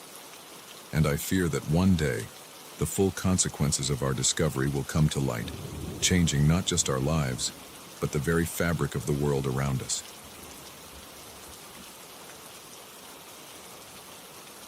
The moment I stepped into the apartment, I knew something was terribly wrong. The furniture was all different, the walls a color I'd never seen before, and the air thick with a scent that didn't belong. But the key had worked, and my things were still there, scattered among items I'd never seen before. In that instant, I realized I had stumbled into a nightmare that defied all logic and reason. I'd been house-sitting for my friend, Emily, while she was away on a 2-week business trip to Tokyo. It was a simple enough arrangement: water her plants, feed her cat, and make sure nothing caught fire. The apartment was in a nice part of town, much fancier than my own place, and I'd been enjoying the chance to live somewhere a bit more upscale, if only temporarily. Everything had been normal for the first week and a half. I'd settled into a routine, working from the apartment during the day and enjoying the big screen TV and comfortable couch in the evenings. Emily's cat, Mr. Whiskers, had even warmed up to me, curling up on my lap as I watched late-night reruns. But then came that fateful morning. I'd gone out for a quick coffee run, nothing unusual. I was gone for maybe 20 minutes, tops. When I returned, I inserted the key into the lock, heard the familiar click, and pushed the door open. The first thing that hit me was the smell. Emily's apartment always had a faint scent of lavender, thanks to her fondness for scented candles. But now the air was heavy with the scent of cinnamon, and something else I couldn't quite place. Spicy, almost medicinal. I blinked, convinced for a moment that I'd somehow entered the wrong apartment. But no, this was definitely the right floor, the right door number. And there, on the coffee table, was my laptop, right where I'd left it. But the coffee table wasn't the same. Instead of Emily's sleek, modern glass table, my computer sat on a heavy, ornate wooden piece that looked like an antique. The couch behind it was no longer the plush gray sectional I'd been lounging on for days, but a floral-patterned monstrosity that looked like it belonged in an elderly woman's living room. "What the hell?" I muttered, taking a few hesitant steps into the apartment. The walls, which had been a soft beige, were now a deep burgundy. Heavy curtains hung over the windows, blocking most of the natural light. The whole place felt darker, more closed in. I spun around, my heart pounding. This had to be some kind of elaborate prank. Maybe Emily had come home early and decided to play a trick on me. But even as I had the thought, I knew it was impossible. There's no way anyone could have completely redecorated an apartment in 20 minutes. "Hello?" I called out, my voice shaking slightly. "Is anyone here?" No response. Just the tick of an old grandfather clock that definitely hadn't been there before. I moved further into the apartment, my eyes darting from one unfamiliar item to the next. Emily's modern art prints had been replaced with oil paintings in heavy gilt frames. The sleek kitchen appliances were now vintage models that looked like they were from the 1950s. But among all these strange, new items, I kept spotting things that belonged to me. My jacket hung on an unfamiliar coat rack. My book lay on a side table I'd never seen before. It was as if my possessions had been scattered throughout this bizarre, alternate version of Emily's apartment. I pulled out my phone, intending to call Emily or maybe even the police, but there was no signal. The Wi-Fi wasn't working either. I was cut off. That's when I heard it. A soft meow from the bedroom. Mr. Whiskers. With a sense of relief, I rushed to the bedroom door. At least the cat was still here. Something familiar in this sea of strangeness. I pushed open the door and froze. The bedroom had changed too. The modern platform bed was gone, replaced by a huge four-poster monstrosity draped in heavy velvet curtains. But it wasn't the bed that stopped me in my tracks. There, sitting primly on the edge of the mattress, was a cat. But it wasn't Mr. Whiskers. This cat was massive, easily 3 times the size of Emily's pet, with long, silky black fur and eyes that glowed an unnatural shade of green. The cat tilted its head, regarding me with an intelligence that seemed far too human. And then, to my utter disbelief, it spoke. "You're early," it said, its voice a deep, resonant purr. "We weren't expecting you for another hour at least." I stumbled backward, my mind reeling. This couldn't be happening. Cats don't talk. Apartments don't spontaneously redecorate themselves. None of this was possible. I don't understand," I stammered. "What's going on? Where's Mr. Whiskers? Where's Emily's stuff?" The cat stretched languidly, seeming unconcerned by my panic. "Mr. Whiskers? Oh, you mean the small one. He's around here somewhere. Probably hiding. He's not very brave, that one." I shook my head, trying to clear it. Maybe I was dreaming, or having some kind of mental breakdown. That had to be it. The cat hopped down from the bed and padded towards me. "You really don't know what's happening, do you?" it asked, sounding almost sympathetic. "Sit down, dear. You look like you're about to faint." In a daze, I sank onto an unfamiliar armchair. The cat leapt up onto the arm, its tail swishing back and forth as it studied me. "Let me explain," it said. "This apartment exists in multiple realities. Usually, the shift happens when no one's here to notice. But sometimes things don't quite line up. You've stumbled into a different version of your friend's home. A version from a reality where things are a bit different." I stared at the cat, trying to process its words. Multiple realities, shifts. It sounded like something out of a sci-fi novel.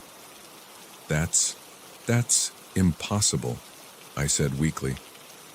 The cat made a sound that might have been a laugh. "My dear, you're talking to a cat. I think we're well past impossible, don't you?" It had a point. I took a deep breath, trying to calm my racing thoughts. "Okay," I said slowly. "Let's say I believe you. How do I get back? To my reality, I mean." The cat's ears twitched. Well, that's the tricky part. The shifts aren't exactly predictable. It could be minutes, hours, or..." It paused, glancing away. "Or longer." "Longer," I echoed, a new wave of panic rising. "How much longer? I can't stay here. I have a life, a job. People will wonder where I am." "Time moves differently between realities," the cat said softly. "When you return to your world, it's likely that very little time will have passed. But I won't lie to you. I've seen people trapped here for what felt like years to them. The room seemed to spin around me. Years? I could be stuck in this strange, alternate version of Emily's apartment for years. There has to be a way back," I insisted. "Some way to control it." The cat tilted its head, considering. "There are methods, but they're dangerous, unpredictable. You might end up somewhere even further from your reality." I stood up, pacing the unfamiliar room. "I'll risk it. I can't just sit here and wait. What do I need to do?" The cat watched me for a long moment, its eerie green eyes unblinking.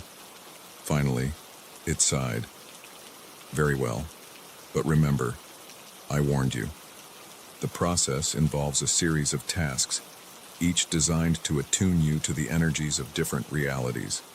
If you complete them successfully, you should be able to guide yourself back to your world." Over the next few hours, or was it days? Time seemed to move strangely here. The cat guided me through a series of bizarre rituals. I drew complex symbols on the walls with crushed herbs, chanted in languages I'd never heard before, and even had to catch and release a spectral mouse that phased through the walls. All the while, the apartment kept changing subtly around us. Sometimes I'd turn around and the furniture would be completely different. Once, I looked out the window and saw a sky filled with 3 moons. Through it all, the cat remained my constant companion, offering guidance and warnings in equal measure. I learned that its name was Kronos, and that it had been guiding lost travelers between realities for centuries. Finally, after what felt like an eternity, Kronos announced that I was ready for the final step. "Remember," it said gravely, "focus on your reality. Picture it clearly in your mind. Any doubt, any stray thought, and you could end up anywhere." I nodded, closing my eyes. I thought of Emily's apartment as I'd first seen it, of Mr. Whiskers, of the life I'd left behind. In my mind, I reached out, feeling for the fabric of reality itself. There was a sensation of falling, of being twisted inside out. And then, I opened my eyes. I was standing in Emily's apartment, the real one, with its modern furniture and soft beige walls. My coffee, long since gone cold, sat on the glass table where I'd left it. Shaking, I checked my phone. Only 30 minutes had passed since I'd left for my coffee run. It was as if the whole bizarre adventure had never happened. But as I sank onto the familiar gray couch, I noticed something on the coffee table that hadn't been there before. A single, long black hair, too big to be from Mr. Whiskers. And there, just for a moment in the corner of my eye, I could have sworn I saw a pair of glowing green eyes watching me from the shadows. I never told Emily about what happened in her apartment. How could I? She'd think I was crazy.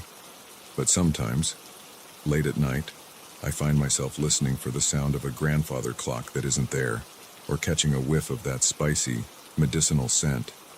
And I wonder, how thin is the veil between realities?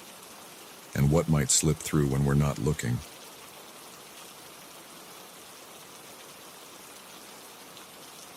The gas station appeared like a mirage in the desert of night, its neon sign a beacon of hope in the endless darkness. I pulled in, desperate for fuel and a moment's rest. Little did I know, I was about to enter a nightmare from which there might be no escape. I'd been driving for hours, making my way across the country for a new job opportunity. The highway had been empty for miles, nothing but the endless ribbon of asphalt stretching out before me. My eyelids were heavy, my mind foggy with exhaustion. When I saw the sign for last chance gas, next service 100 miles, I knew I had to stop. The station looked old, the kind of place you'd expect to see in a movie about the 1950s. A single row of pumps stood under a rusted metal awning, and the small convenience store's windows glowed with a sickly fluorescent light. As I pulled up to the pump, I noticed there were no other cars around. Not surprising, given the late hour, but it still sent a shiver down my spine. I got out of my car, the cool night air shocking me awake. As I started to fuel up, I noticed a man watching me from inside the store. He was older, with a scraggly gray beard and eyes that seemed to glow in the harsh light. Something about his gaze made me uncomfortable, but I chalked it up to my exhaustion and overactive imagination. Once the tank was full, I headed inside to pay and maybe grab some coffee for the road.